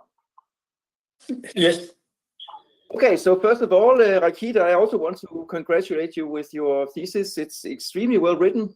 It gives a nice overview both of theory and experiment, which I find impressive, and also both the experimental part and the theoretical part. You are really trying to, I know it's part of a team, but you're really trying to do some very ambitious things. I mean, putting a Fermi gas in a box trap and with atomic resolution will really, I mean, that's a very ambitious thing to do. And also the calculations you embarked on for the impurity problem, which is another interesting topic, are technically difficult and interesting. So I think in the best of French styles, you've done both theory and experiment, which is impressive, and I want to congratulate you on that. And you have now switched to the dark side of theory, so we don't have this problem of talking to experimentalists and know more theory than we do, at least not with you. So this is good. But now I want to start with some questions. And I will also keep it brief because I don't know when the French lunch time is, but we spent quite a bit of time on this already. My first question is that you use this couples channels calculation to regularize your three-body problem. Yeah. And then you get what's called an effective range. You get a sharp prediction for the effective range, and from that you can then get a sharp prediction for A minus, which is where the first trimer appears. Yeah. But that also means that there must be some, if you pick a given width of your resonance and you pick a given binding energy of your resonance, you get a sharp prediction for the range. But is that physical? in the sense that when people talk about this free-body parameter, it seems to be that they take it from outside. It's a parameter in the theory. But in your coupled channels calculation, it's just given. Once you fix the width of the resonance and the position and so on, you also have a range, which will give you A minus. Yeah. Is that so? Then there's no mystery in terms of what is A minus. There are all these experiments where they say it's 13 point something times the van der Waals length and all this. Yeah. Have you answered that problem, or is it just a simplified toy model you're doing, or what? So actually, like studying exactly where the state appears was not part of the project. We only made an observation that in my case, actually, in the case of the upper trimer, we have an A minus. I mean, it doesn't appear here, but we have an A minus, which is actually much smaller than the A minus in the FMOP problem. So there, I think it was -1 or -1, and for us, it's like -10 to the power -4. So our FMOP timer actually exists in the BCS limit, but it's not. I mean, it's not as the FMOP timer at all. But we were not interested actually in that thing that much, because we were only focusing on the stable state of the system. And in this case, it's always the polaron, so we didn't actually work on it. And especially that my numerical calculation in this limit actually is very slow. And we needed like to have a huge Hilbert space, huge matrix actually to have values around here. So we didn't actually. But you also, Ragheed, you also solved the vacuum problem, right? You solved in chapter 1. You solved the FMOP problem. Yeah. And so you have a very sharp prediction. If I know the width of the, I think it's formula is 126. If I know the width of my resonance, I know R star, or I know the effective range, and from my effective range, I can get I'm A minus, which is on the next page, I think somewhere. Yeah, sure. I'm asking you because you have all this industry of coupled channels calculations and things, and then you come to such a simple formula. Is this, should I consider this as a toy prop? Not in a negative way, but should I take, is this a serious prediction, giving the link between the width and where the first FMOP triner appears? I mean, a serious prediction. But I mean, I think there's no reason for A minus to be different than this value, than this calculated value from the model. I mean, for you, what would be some parameter in the system that would change the value of A minus if it was not the case? Well, it could be that it's not a short range interaction, the vertex or something like this. I mean, maybe we should go on, but I think there's a lot of papers where they try to get a connection between the van der Waals length and the free body parameter, and then you come to such a simple formula, and you know, I'm just questioning whether this is is an accurate prediction or not. I understand that it's the first thing to do if you want to get finite results for many body theory, which is your focus in this thesis. It was more out of curiosity. Yeah. Then since you also skipped a lot of stuff in your talk, which I really liked, but I will get back to, so also Michael Urban asked some of the questions I wanted to ask. However, in a continuation of his discussion with these diagrams and how to get finite results, and also in connection with my previous question, have you considered putting in, so you say that you have in chapter 4, I think it is, you say that you want to put in the full scattering problem in this bubble. You want to put in the full T matrix. Yes. And then you don't do it because that's very, very complicated. But now, given that also the question of Michael Urban, if you now put in a couple channels calculation where you just put in the molecule propagating instead of the T matrix, do you understand what I'm saying? So you have the two particles coming in, and then they form a molecule, and then they come out again. Then you should get a finite result. Is that correct? Or? Yeah, because this would be like similar. I mean, like this would be the diagram version of the two channels model. Yeah. Yes. Yeah. And it's simple. So have you considered doing this? Or? I remember doing that, but I don't remember where, because I did a lot of diagrams at the time. But here actually no, we consider only the like as you said, the particles going on and interacting, moving on. We don't consider the. So yeah, in the first Hamiltonian, I write, I think, for the problem we don't have the molecule as. So I take fermions individually and the impurity individually, and I make them interact with each other. We did not try the thing you're talking about. That would be, if I understand correctly, that would be a way to get a finite result, right? Yeah, this will help us with the three-body parameter thing. And yeah, what kind of difficulties? I don't know. Maybe Xavier can. Yeah, maybe I don't know. But this kind of. Yeah, we did not do that. Yeah. Okay. Then let's go to the variational calculations that you do. You say somewhere, I think it's on page 110 of the old version of the thesis. Let me go. You say that the Fermi C stabilizes the Efimov triner. Is that correct? Or? The Fermi C stabilizes. Yeah. Yes. So this figure 5.3, you can also see there probably. Yeah, it's that.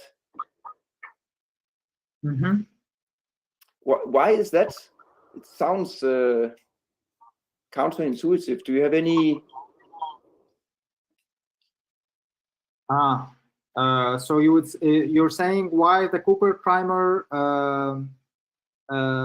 energy is lower than that of the energy of the Efimov primer? Which is a solid blue, yeah. Okay. Because I mean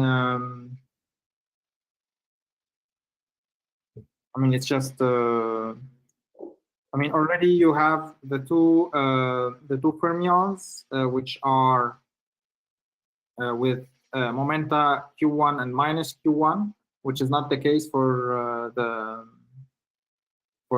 Efimov trimer. And actually, I had a formula in my thesis where I mentioned how the Efimov trimer transforms from I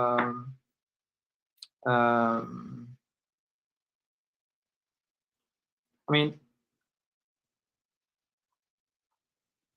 yeah, I think that's it. I mean, I think that when you have two momenta which are in two opposite directions, it's somehow better than when you have the three particles which are interacting as they. I mean, with.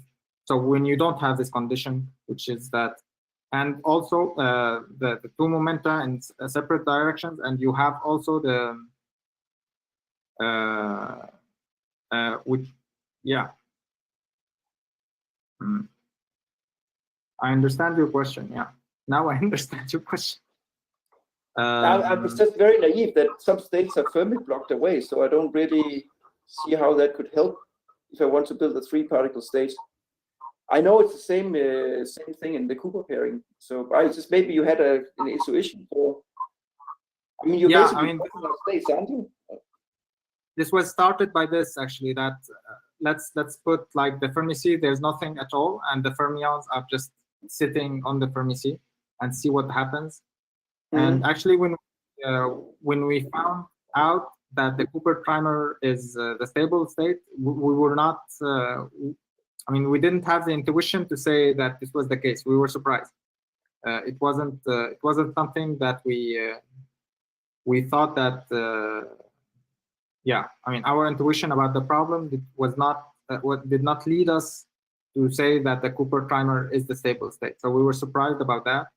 And I think what my thesis is like just the result of the observation we made. But like a physical intuition about that, I don't know. I might, yeah, I don't want to go on saying stuff like, I don't know. What happens exactly, I don't know. And then I'm also going to press you a little bit on this because it seems to be is it correct to say that one of the main results of your thesis is this transition between the polaron to the trimer to the dimer? And then you have this plot at the end of the thesis. It's figure 5.6. And then you say, I mean, so you say the transition between the polaron and the trimer is abrupt, right? What about between the trimer and the dimer? It is smooth in our calculations. So they meet each other smoothly and they keep on going. We did not study the transition between them, but we see it on the we see it on the graph. They are going. So here actually, when the Cooper trimer keeps going, the dimer just meets it actually at a value I put here, which is 10 times the values I put here. So if you go 10 times to this direction, you find the dimer and trimer state, they meet each other and they go on. So you just do that from the energy, or what? I do that just from the energy. Yeah, I did not do any like. But now but then I will be a little bit nice to you and say that if I look at the energy of how the polaron meets the trimer, that's figure 5.4. That also looks extremely smooth. Yes, sure, but I mean at least in the superfluid. This is, I mean, and what is in black, this is the dimer energy here. So in the superfluid case, they cross each other in a very brutal way, which was not the case of our. Yes, but now I'm talking about your thesis now. So if I'm looking at 5.4, this one, yeah. So if I just had the energy calculation like you have for the dimer and trimer, you say that the trimer line meets the dimer line very smoothly, so there must be a smooth crossover. Yeah. But on the other hand, you say that the trimer to polaron is abrupt. But if I look at the green line, how that meets I should look at the green line, right? How that meets the trimer line. That also looks very smooth. Yeah, but I mean here, this is the green line is already considering that there is a coupling. But if you find, I mean, if you look only at the polaron, line, it crosses the trimer line. So the observation was made like this: if I study only the dimer line, this does not appear. This crossing here does not appear at all, and the trimer, the trimer and dimer state have exactly the same energy at the time, and then the trimer goes into Okay, so I guess what you're saying is I should compare the dimer to trimer transition with the red line. Yeah, I mean that corresponds to the red line, comparing the red line with the blue line. Yeah, exactly. However, so I mean, but if I now take, I know it's the same point that Michael Urban also pressed, but if I look at the green line, is it not correct that the green line contains both a polaronic part and a trimer's part? Yeah. So already, already the green line has a mixture of a polaronic wave function and a trimer wave function, and that becomes larger and larger. Is that correct? Becomes what is it becomes I don't understand why. I mean, the green line, the ground state of this whole thing here, has a mixture of a polaron and a trimer state in it, doesn't it? It has, yeah. So okay. So why do you then say it's abrupt, the transition? Actually, I mean, so one point is that the resolution of this graph is not optimum, actually, because I mean, I studied a bit around this point here, and I found that there is some kind of change in the tangent of the curve at around point, and even in the case actually of the but we I didn't investigate, but I mean I don't rule out the fact that there is a discontinuity in this line, in the tangent of this line, which is not which does not appear here because the because of the no, but I'm just looking at the, I mean, as far as I understand you, just from the wave functions that you calculate, the only thing that happens at this point where they cross or where they meet is that the free-body part of the wave function goes from having slightly uniform distribution of holes to a very sharp distribution of holes at the Fermi surface. But both wave functions have a trimer part in them. It's just that the trimer part changes nature. Is that correct? Yeah, the trimer part changes the nature. Yeah, but also, but the wave you have to function think has about both. I mean, wave function has a polaronic part and a trimer part. So but the trimer part changes nature at that crossing point. But why is that equivalent to a sharp polaron to trimer transition? That I don't because get. Actually. Yeah, if you think about it, like if you want to write the wave function as you're saying, that it has a uniform distribution wave function times a factor plus a localized holes times a factor. Okay, so this factor, actually, the factor that the localized holes around the Fermi surface, it is vanishingly small because of when we take the thermodynamic limit, because this part of the wave function will be very, I mean, will go to zero because the other part of the wave function and the other part of the wave function will not. So this is the coupling, actually. The coupling, if you think about just what you're saying, if we have the polaron wave function, and the polaron wave function has holes everywhere. And these holes actually, because we take the thermodynamic limit, the ratio of these holes to the other holes that form the polaron state becomes zero. So the abrupt transition is also a result of taking the thermodynamic limit. Actually. So have you taken the thermodynamic limit in these variational calculations? Yeah. Okay, then I guess I don't. Can you go back to the plot then of this minimum energy, the figure 5.4?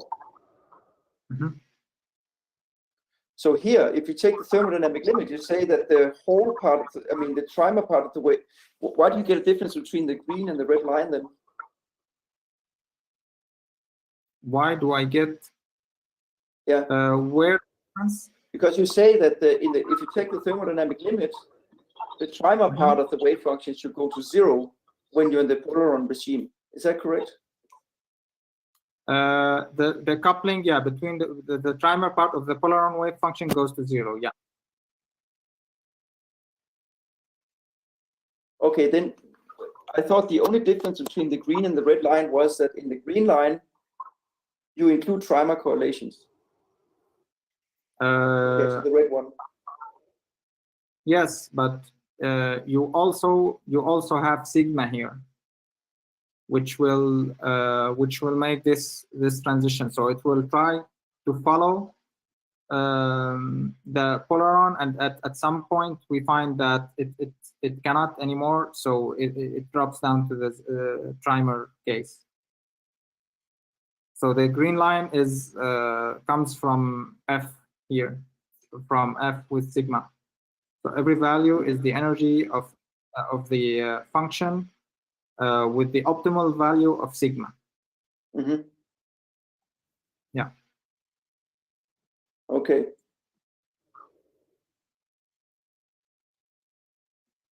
Yeah, I'm not sure I completely understand this. But we can discuss further. Then you also mentioned that when you do the single site or this atomic resolution measurements, is at the very end of your thesis, which was also discussed already. But then you say now you can start measuring the number of fermions around the impurity. You have this formula where you give the integral of the difference in the densities, and then you say this should be an integer. Yeah. I don't understand why it should be an integer.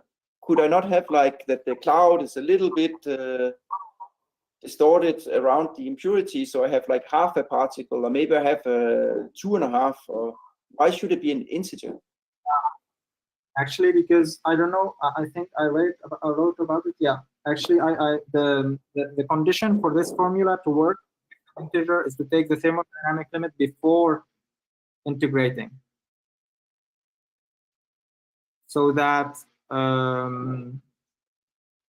so if you think about it, like you have these particles around the impurity, and you remove one of them, and you put it on the impurity, so you have now 2 particles in the middle. And if you calculate the number of if you calculate the density around the impurity before and after the impurity was put, you will find 1 because you removed one of them.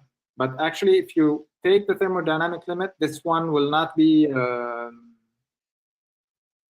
this one particle will not appear in the final result, and you will have just an integer, which is the particle. You can think about it as if you took this particle actually from plus infinity and you put it on onto the impurity, so it doesn't change the number of the particles around the. Look, I mean, imagine I take an impurity in my Fermi gas. So Christophe now has this box potential, and he has this Fermi gas, and he puts in 1 impurity, and then he has tuned to so there's no interaction. So the fermion the impurity is moving around, and the Fermi gas doesn't care. But now he changes his magnetic field so that now he starts to create a little attraction between this impurity and the surrounding Fermi gas. Yeah. Do you then say that if he then starts to measure the dressing cloud, that it will exhibit a discontinuous jump, or what? That sounds unreasonable. I mean, can you not imagine that you have 0.01, that there's a little density bump around the impurity, and that increases with attraction? Why should it be a discrete function and not just a continuous?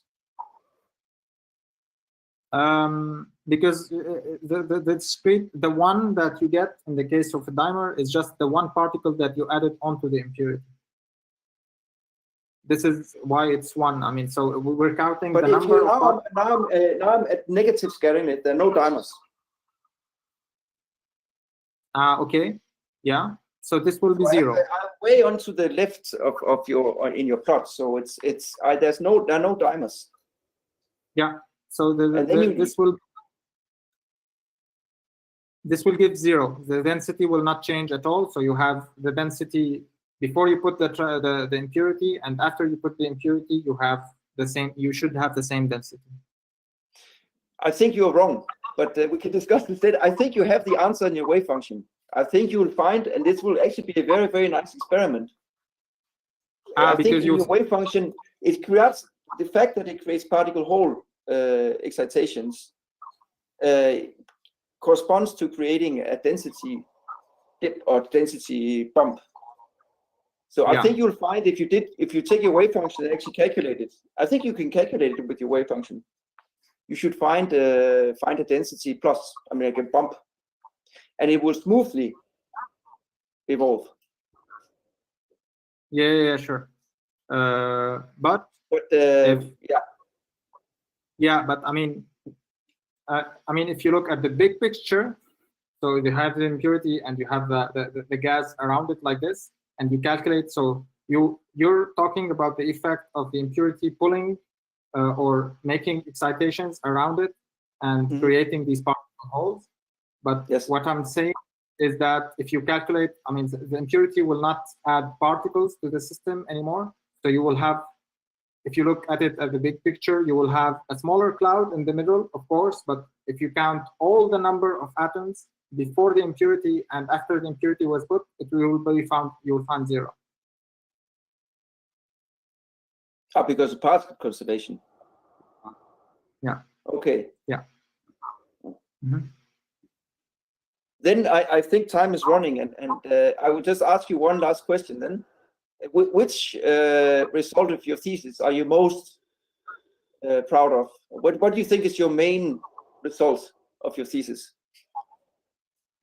Yeah, I don't know. I mean, actually, I had a thesis, a bit weird thesis. So I worked on the experiment, and then I moved to the theoretical part, and then the theory part, we had to work a bit to have results and stuff like that. So yeah, I mean, I would not call any, I mean, of these results like, I mean, something that, yeah, I mean, I'm really glad. Okay, to have if you don't worked have a... on this project, of course, because it produced at least the paper. And the other project I'm enjoying very much, the one with the diagrams. But yeah, I mean, I would like to have, yeah, work is like thought well, I mean, like before with me, and like, yeah, to have at least the original idea behind the project. That I reserve for the postdoc, I think. I don't know. Okay. Yeah. Then I think I will stop here. And I have many more questions, but we can discuss this at some other time. So thank you very much. Thank you. Okay, thank you. We can go now to the question of Marcus Osman. Okay. So first of all, I congratulate you for this, what you call a weird thesis, at least for the work you did. It's quite impressive to be able to do experimental work and theoretical work of such a remarkable high level in 3 years. So congratulate. The presentation was very nice, and also I appreciate a lot to read your thesis, which at least on the level for an examinator was really nice to read.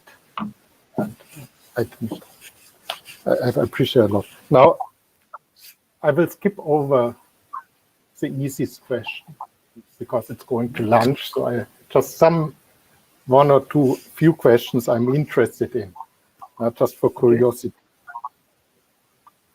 So variational ansatz are really very powerful in general, but as we already also, Michael and Georg already said the same thing, you have to take them a little bit with care because you get out what you put in. So you cannot get out something which you have not put in. Yeah, sure. So when you get some phase transition or something, experience tells me in a lot of other fields that one should really be a bit careful to see if this is robust or not. Now, going away from the phase transition, which is complicated and which is difficult to resolve, the first thing, you showed some estimation to estimate the bias of your variational calculation. Because if you go where you have just the polaron, you know what is, you showed what is the difference to an exact calculation, no? You said something that's 0.2 Fermi energies or in one limit, no? Yeah, this one here. This slide, you mean? Yeah, it means you get at unitarity, you get something which is around -1 Fermi energy, and I guess at some point you were saying that it should be around -1.2. Yeah. Actually, I'm not sure this was the lesson. At least I took from this, or we took from this. It's that actually in the polaron, in the polaron regime, we thought that the physics behind an impurity immersed in one component, so the presence of two components in the Fermi sea, changes the dynamics around unitarity in an untrivial way, where the energy here is not exactly both 2 times the energy of one impurity times 2 Okay. immersed in one. Yeah. So it's not so easy as I thought, that you could use this to estimate the quality of the results. So yeah, I don't. Yeah. it means it's just something I'm interested in. If you have some feeling of what is missing, maybe in your ansatz. Yeah. How would you improve? Taking away all technical difficulties, numerical things. What would you do in your ansatz to actually improve your ansatz? What impression you have is really there? Let's say now you're starting a postdoc and you have a thesis. You get a thesis student to do, and he likes to work and improve your variational ansatz. What would you say he should? What should be improved in the ansatz?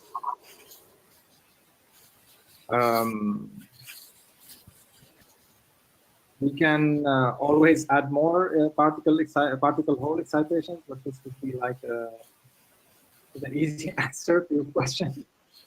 It is one. It's not. Yeah. This also, this of course we can do. Other than that, we're quite stuck actually.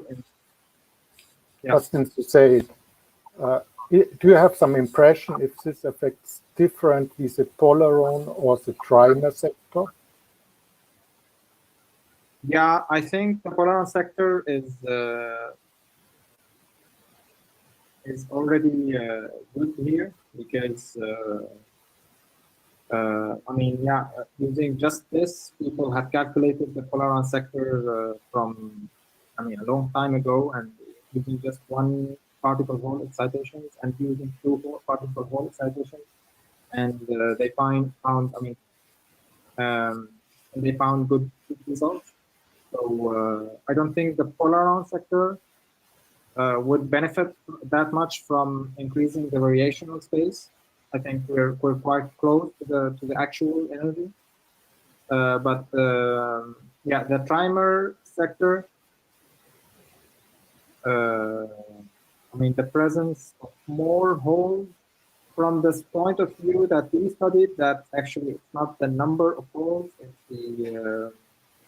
it's the distribution of holes. So maybe if we increase the number of holes in the system, this will mean that more holes will be susceptible to be on the Fermi surface, and that would lead maybe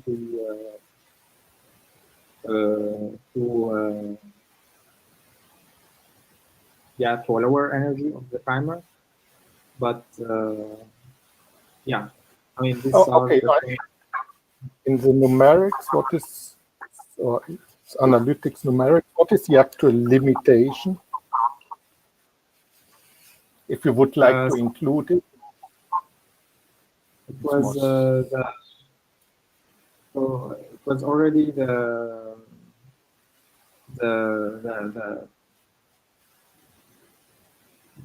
numbers, and from the number, the variational space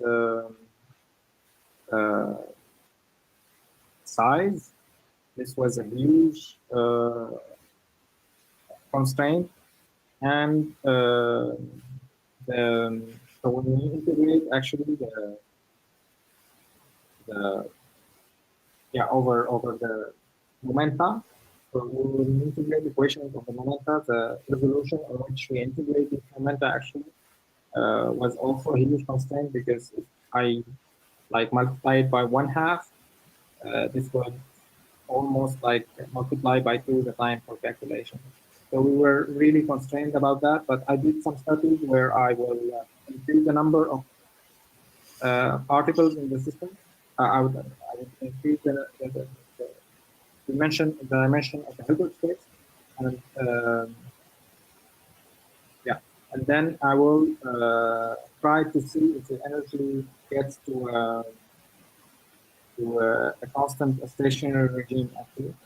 And we find that with the numbers that we can, I calculated these graphs, that the resolution of the wave vector and the number, the total n, I took, got the energy to a stationary regime.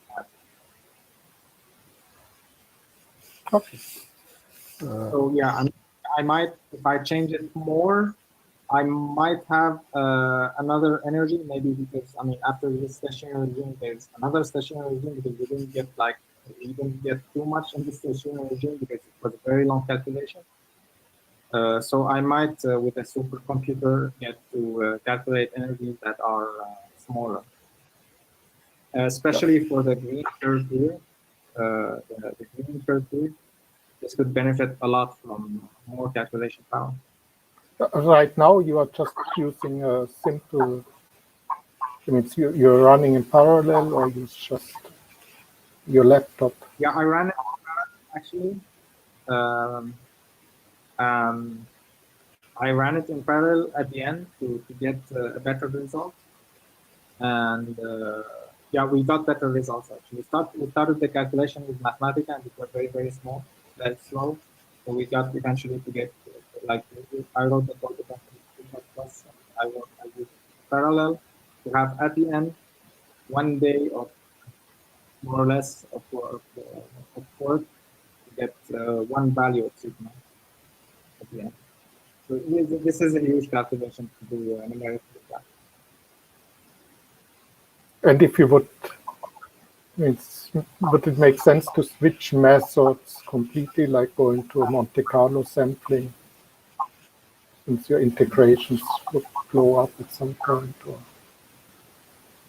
Monte Carlo, I don't really know. I have not taken Monte Carlo since my master's day, so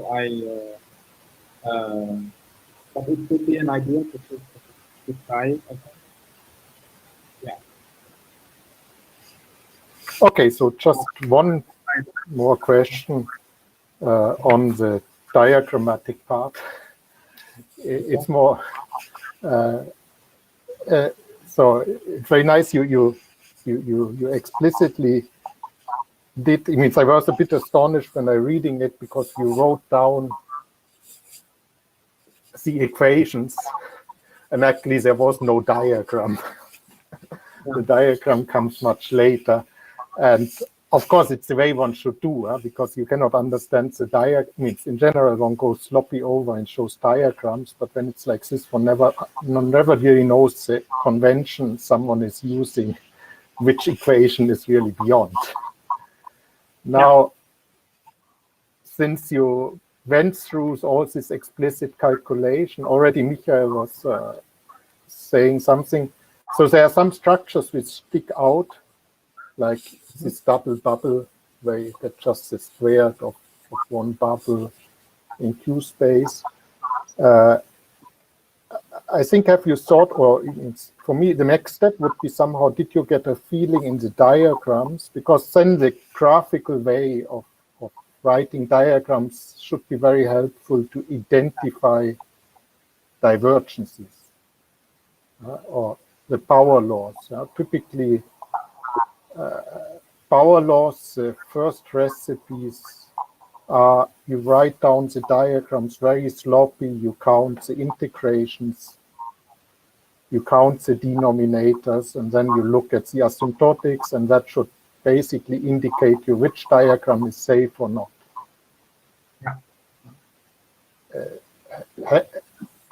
Are you on the step where you switch to that?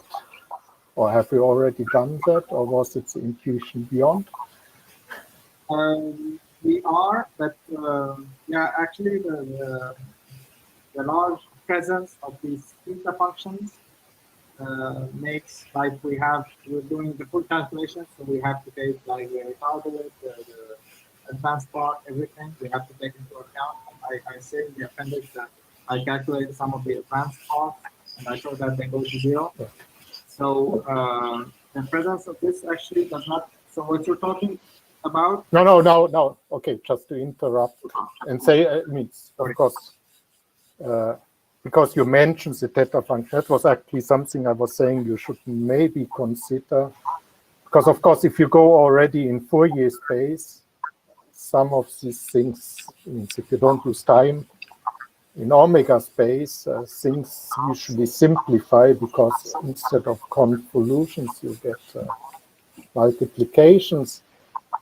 And then, since you're looking at energies, I would not work in real time eventually. Yeah? I would go to Matsubara frequencies, because then the power counting should get much easier. I completely agree with you. These theta functions, which comes from the epsilons and so on, for me, they're horrible. I'm educated in temperature Green's functions. I have the impression the analytical structure is easier. Now, don't worry. You cannot do all of this together with the experimental thing in one thesis. But it's just one thing I was curious. I think, I would expect, but I have not done your calculation. I would expect that you might get simplifications analyzing in diagrams if you would go to Matsubara frequency eventually, because things are more regular in imaginary time concerning asymptotics.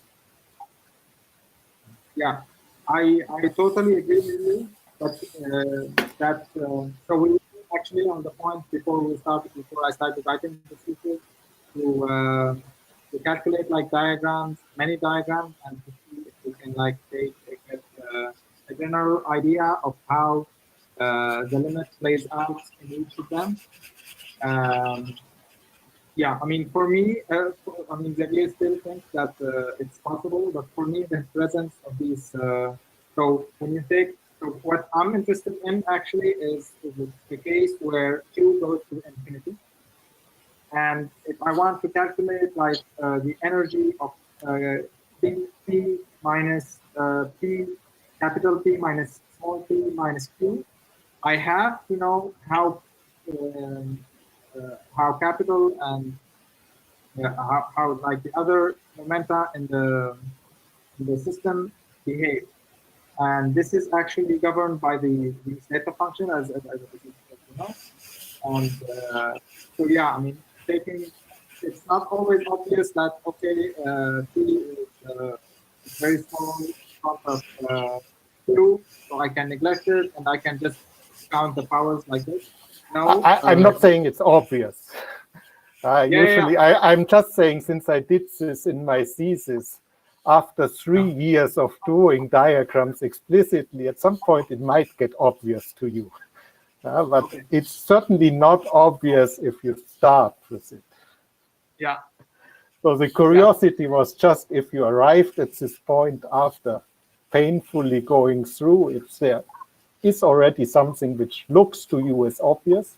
I'm not saying that it is, because, as I said, usually it gets obvious afterwards. For me, it's not obvious. I think I have to go through more diagrams before this becomes like customary to be able to look at the diagram and because you have some structures, because if you look at the bubbles, you integrate out the bubbles, eventually they are bosonic. So this kind of theta functions get away. So in these terms, you can simplify things. So anyhow, so that I think I will stop, because otherwise the supervisors don't have time to ask you more difficult questions. Thank you. Thank you a lot.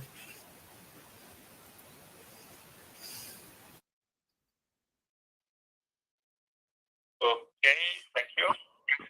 So now we're going to the supervisor. First we'll finish by Christophe and start by Ragheed, for instance. Okay, so I don't have, of course, any questions for Ragheed, but maybe a comment. So a bit about our history. So I met first Ragheed when he arrived in France, and he was a student in physics in my university. And so I met him in problem-solving classes, travaux dirigés of thermodynamics and stat physics. So a few years ago. And then he went to Belgium, in Antwerpen, in Anvers, and for his Master 1. And then he came back successfully, I would say, in France to follow quantum physics Master 2 class in the ENS. And then he started his PhD in ultracold fermions. And so we met at the end of this PhD for theoretical part of his work. So from my point of view, I found it quite an impressive trajectory, and so I will be fast, we quick. It shows that Ragheed has strong capabilities and first intellectual, and recently I think also, and during all these years and during this last month, I would say that it has a solid character, and that I find important as a quality for scientists and for a person as well. So I will finish by wishing him all the best for his new, assuming that he will get his degree, for his new professional life in Denmark, and I'm sure that he will be successful. Oh, I'm sure, I don't know. Okay, I'm confident that will be successful, and I wish him all the best for his future scientific life. Okay, that's all what I wanted to say. Yeah. Thank you, Frédéric. Yes, sure, thank you. So I won't be very long because I was mainly Xavier's wingman on the project, so we follow together Ragheed's work. I would just like to add also something about the trajectory of the project that was born at the end of Mathieu's thesis. Mathieu Pierre's thesis was a PhD student on the experiment, on the LIFT experiment, and it started as a side project at the end of his PhD work. And we discovered, after working with Mathieu, that actually the problem of impurity with the interaction of an impurity with a superfluid was a very rich problem with a very big playground for theory experiments. And so that's why Xavier and I were very happy when Ragheed decided to join us after switching topic. And so just to also highlight the qualities, the intellectual qualities of Ragheed, obviously he was guided by Xavier and I on the big, large scale trajectory, let's say. But for instance, as far as numerics was concerned, he was essentially on his own, and I was very impressed by his autonomy when he had to tackle these very complex integral equations, which are actually very tricky to solve numerically. I discovered. I think we could write a book on probably that many people would do when addressing these equations. But Ragheed managed to solve all these issues almost on his own in a very impressive manner. So yeah, so I was very impressed by his capabilities, by his by the fact that he managed to complete this ambitious project in less than a year. This was also a pretty risky bet, let's say, and so I thank Ragheed for that, and I congratulate you for this very nice presentation. I enjoyed it very much, and like Xavier, I wish you very good luck for the rest of your career, starting with the stuff we work on. Thank you. Thank you.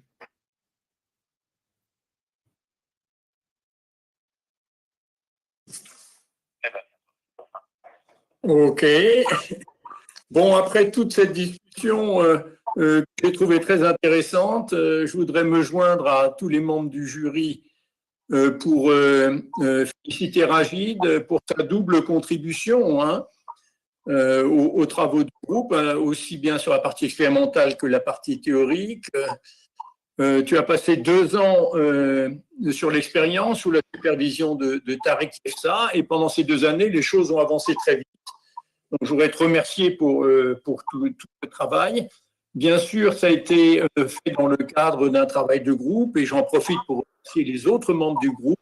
Bruno Potser, qui a passé 15 mois dans l'équipe en tant que postdoc avant de rejoindre David Griot-Audelin à Toulouse. Shu Jin, qui a soutenu sa thèse il y a exactement 1 an. Et puis, le flambeau a été repris par Kunlun Dai et Joris Verstraeten, qui ont repris la manip et qui sont maintenant, qui attaquent la partie vraiment innovante de la manip, c'est-à-dire le montage de ce qu'on appelle le pinning lattice, hein, qui va piéger les atomes un par un, et le refroidissement ramant dans ce réseau de pinning pour détecter les atomes un par un avec une certaine fidélité. Donc, cette manip, comme cela a été pointé, jusque-là, elle n'a pas sorti de résultats originaux, si ce n'est qu'elle marche très bien. Elle a un taux de cycle tout à fait honorable. On peut sans doute grappiller encore un peu, mais ça va être très utile pour toutes les études de corrélation, de fonctions de corrélation qui vont être faites dans l'année qui vient. Qu'est-ce que je voulais dire d'autre? Alors, je voudrais remercier Fred et Xavier aussi d'avoir, et ça je suis épaté, d'avoir formé Ragheed si bien, dans un délai si court, et en plus en période de confinement où c'était pas simple d'interagir en direct. Hein. Donc je voudrais quand même vous féliciter tous les trois, Fred, Ragheed et Xavier, parce que c'est quand même un exploit. Et puis je trouve que les résultats que tu as présentés dans la partie écrite et dans la partie orale ici sont très intrigants. Hein, cette différence entre la superfluidité, est-ce que la transition trimère polaron est abrupte ou pas? Je pense qu'il reste des travaux à faire. Hein. Les méthodes variationnelles, parfois, il faut se méfier un petit peu, comme a dit Marcus. Néanmoins, c'est un sujet qui est passionnant. Et je pense que dans l'avenir, en mettant des bosons dans la machine, ce que nous avons fait dans le passé, qui n'est pas difficile à faire, il faut rajouter quelques lasers sur la manip, on pourra accéder à ce type de questions physiques. Et bon, ben voilà, je voudrais souligner finalement, et ça a été fait, ton autonomie, et puis te dire que parfois, il faut être un tout petit peu moins timide, il ne faut pas hésiter à parler aux gens pour poser des questions de physique. Et je te souhaite bonne chance pour ta prochaine vie dans le Nord, hein, dans une île qu'on connaît bien, chez Georg, et au sein d'un groupe théorique que j'apprécie beaucoup personnellement à Aarhus. Voilà, Denis, je te rends la parole. Merci.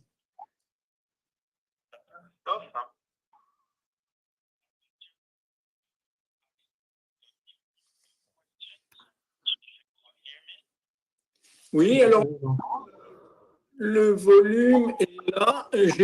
Vas-y, parle fort, Denis. Hein.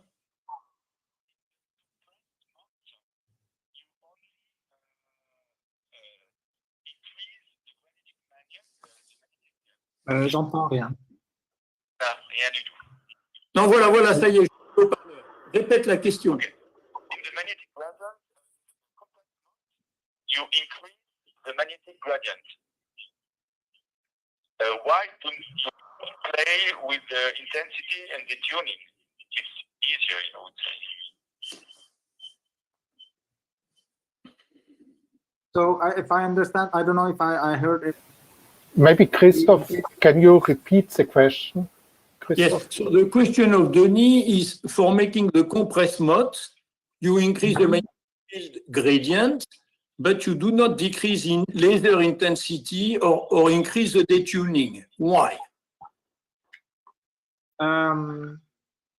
Actually, maybe I did not mention that, but we do that. We go from -3 gamma to minus gamma in the frequency, and we also decrease a bit the intensity of the D2 of the D2 beams. Yeah. Another question on the impurity. The thermodynamics is usually very different in proportion to the dimensionality. So is impurity problems also different in 1D and 2D?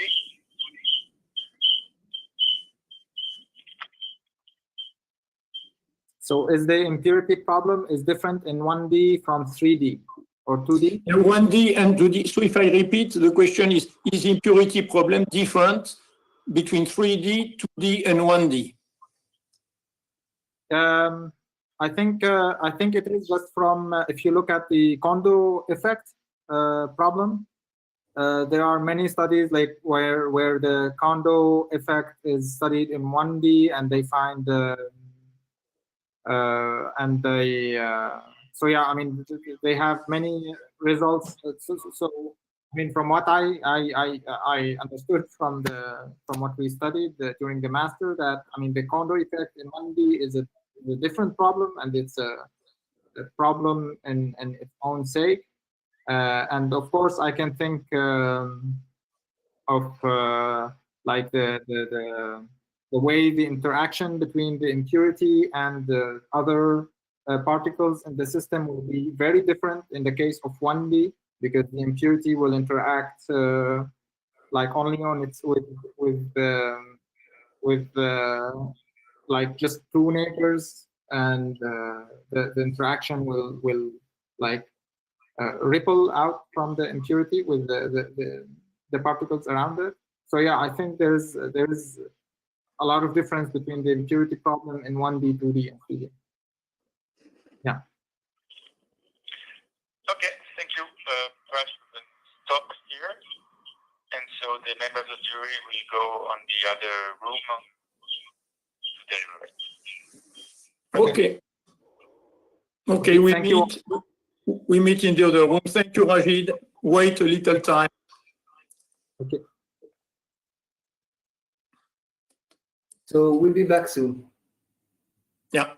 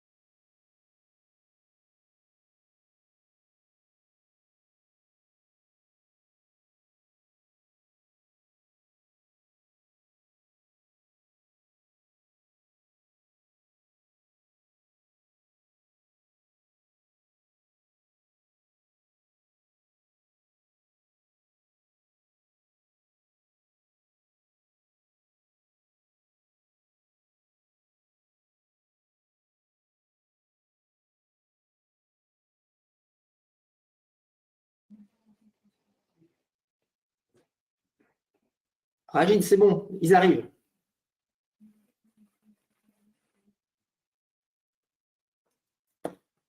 Bien passé.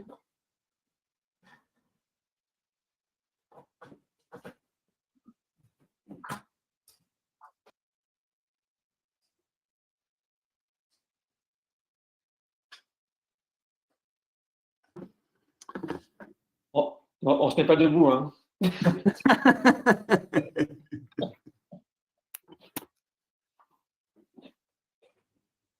Ok, vous m'entendez? Oui, très Eh bien. oui, bravo. Bravo, chairman. Okay, so everyone is here. Michael, ouais. No, one is missing. Who is streaming? This is streaming actually for like for other people. Everyone is here. Okay, so Mr. Alhyder, so the jury has decided to give you what in English? What was the name in English? That you will receive your PhD of the University PSL. Congratulations. And the jury was impressed by the broad range of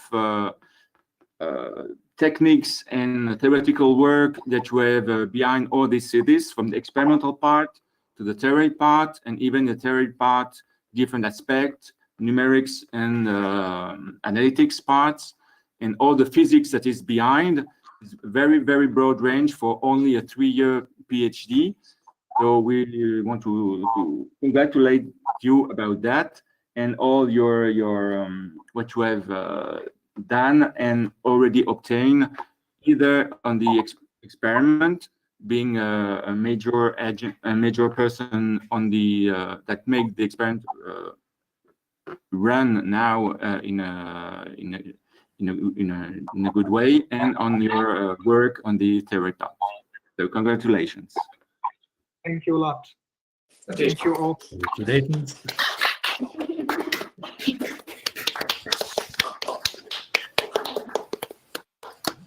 Thank you. Bravo. Bravo. Thank you. So I just want to say 2 words. I would like to thank all members of the jury to have accorded some time for this presentation and thesis defense. For your questions, they were very insightful, and thank you a lot for all of them.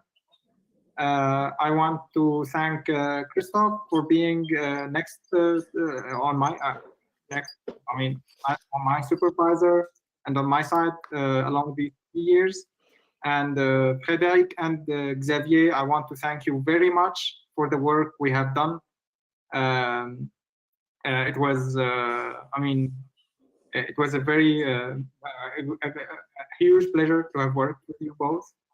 I want also to thank all the members of the team I've worked with along these 3 years, and thank you all for this. Thank you. Merci. Thank you very much. Merci bien. Merci bien. Pour le pot, ça va être un petit peu difficile cette année. Hein. Dommage. Quel dommage. C'est frustrant. Oui, c'est ça.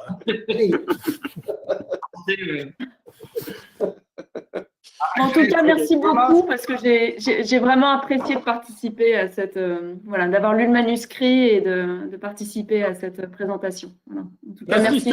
N'insiste pas trop parce qu'on risque de te ressolliciter. En tant que femme, je sais, oui, aussi. Oui, tu dois être très sollicité justement. Oui, parce que non, mais c'est agréable en fait. La parité, mais oui, on apprend plein de choses en faisant ça. Oui, c'est ça, exactement, parce que c'est pas mon domaine, donc voilà. On apprend toujours des choses, oui. Ah bah, ton domaine n'est pas infiniment loin quand même. Non, mais bon, enfin voilà, c'est pas de fermions, on va dire. Non, c'est ça, exactement. Il y a quand même une grosse différence entre les photons et les fermions. Hein. Il y a des conséquences importantes dans la diffusion de la lumière et dans les lasers en particulier. Hein. Tout à fait. Et donc, Ragheed, Ok. tu vas travailler sur quel projet? Maintenant ou Oui. Après, Ah, sur ton En postdoc? postdoc. Ah, We will see. il faut demander. Il faut demander. Georg, let's follow the question. Okay, let's turn around the questions. So you have, We will discuss. We will discuss when Ragheed is here. I mean, I think it would be good for him to work on something else than impurities. sure, sure. So, I mean, Two impurities. yeah. No, I think we will. Interactions, yeah. I think we will work with some hybrid light matter, some strong coupling light matter systems, with some polarity and stuff and things like this. We will figure something out. I mean, we can do some impurity stuff if you want to. We can continue what you did in Paris, but maybe something new. Would be good. Yeah, switch to something new, yeah. Yeah. Bon. Okay. Bon, ben, Hope the best for you. Yeah. Exactly. Okay, merci. Bye, everybody. congratulations. Bye-bye. Merci. Congratulations. Merci à tous les membres du jury, encore une fois. Hein. Bye-bye. Bravo, Ragheed. Bon appétit. Bye. À bientôt. bientôt. À bientôt. Voilà. Ah. Allez, hop. Tu peux te reposer maintenant. Salut. Salut, Ragheed. Salut. Est-ce que ah, ok. Ok. Bye. Tu peux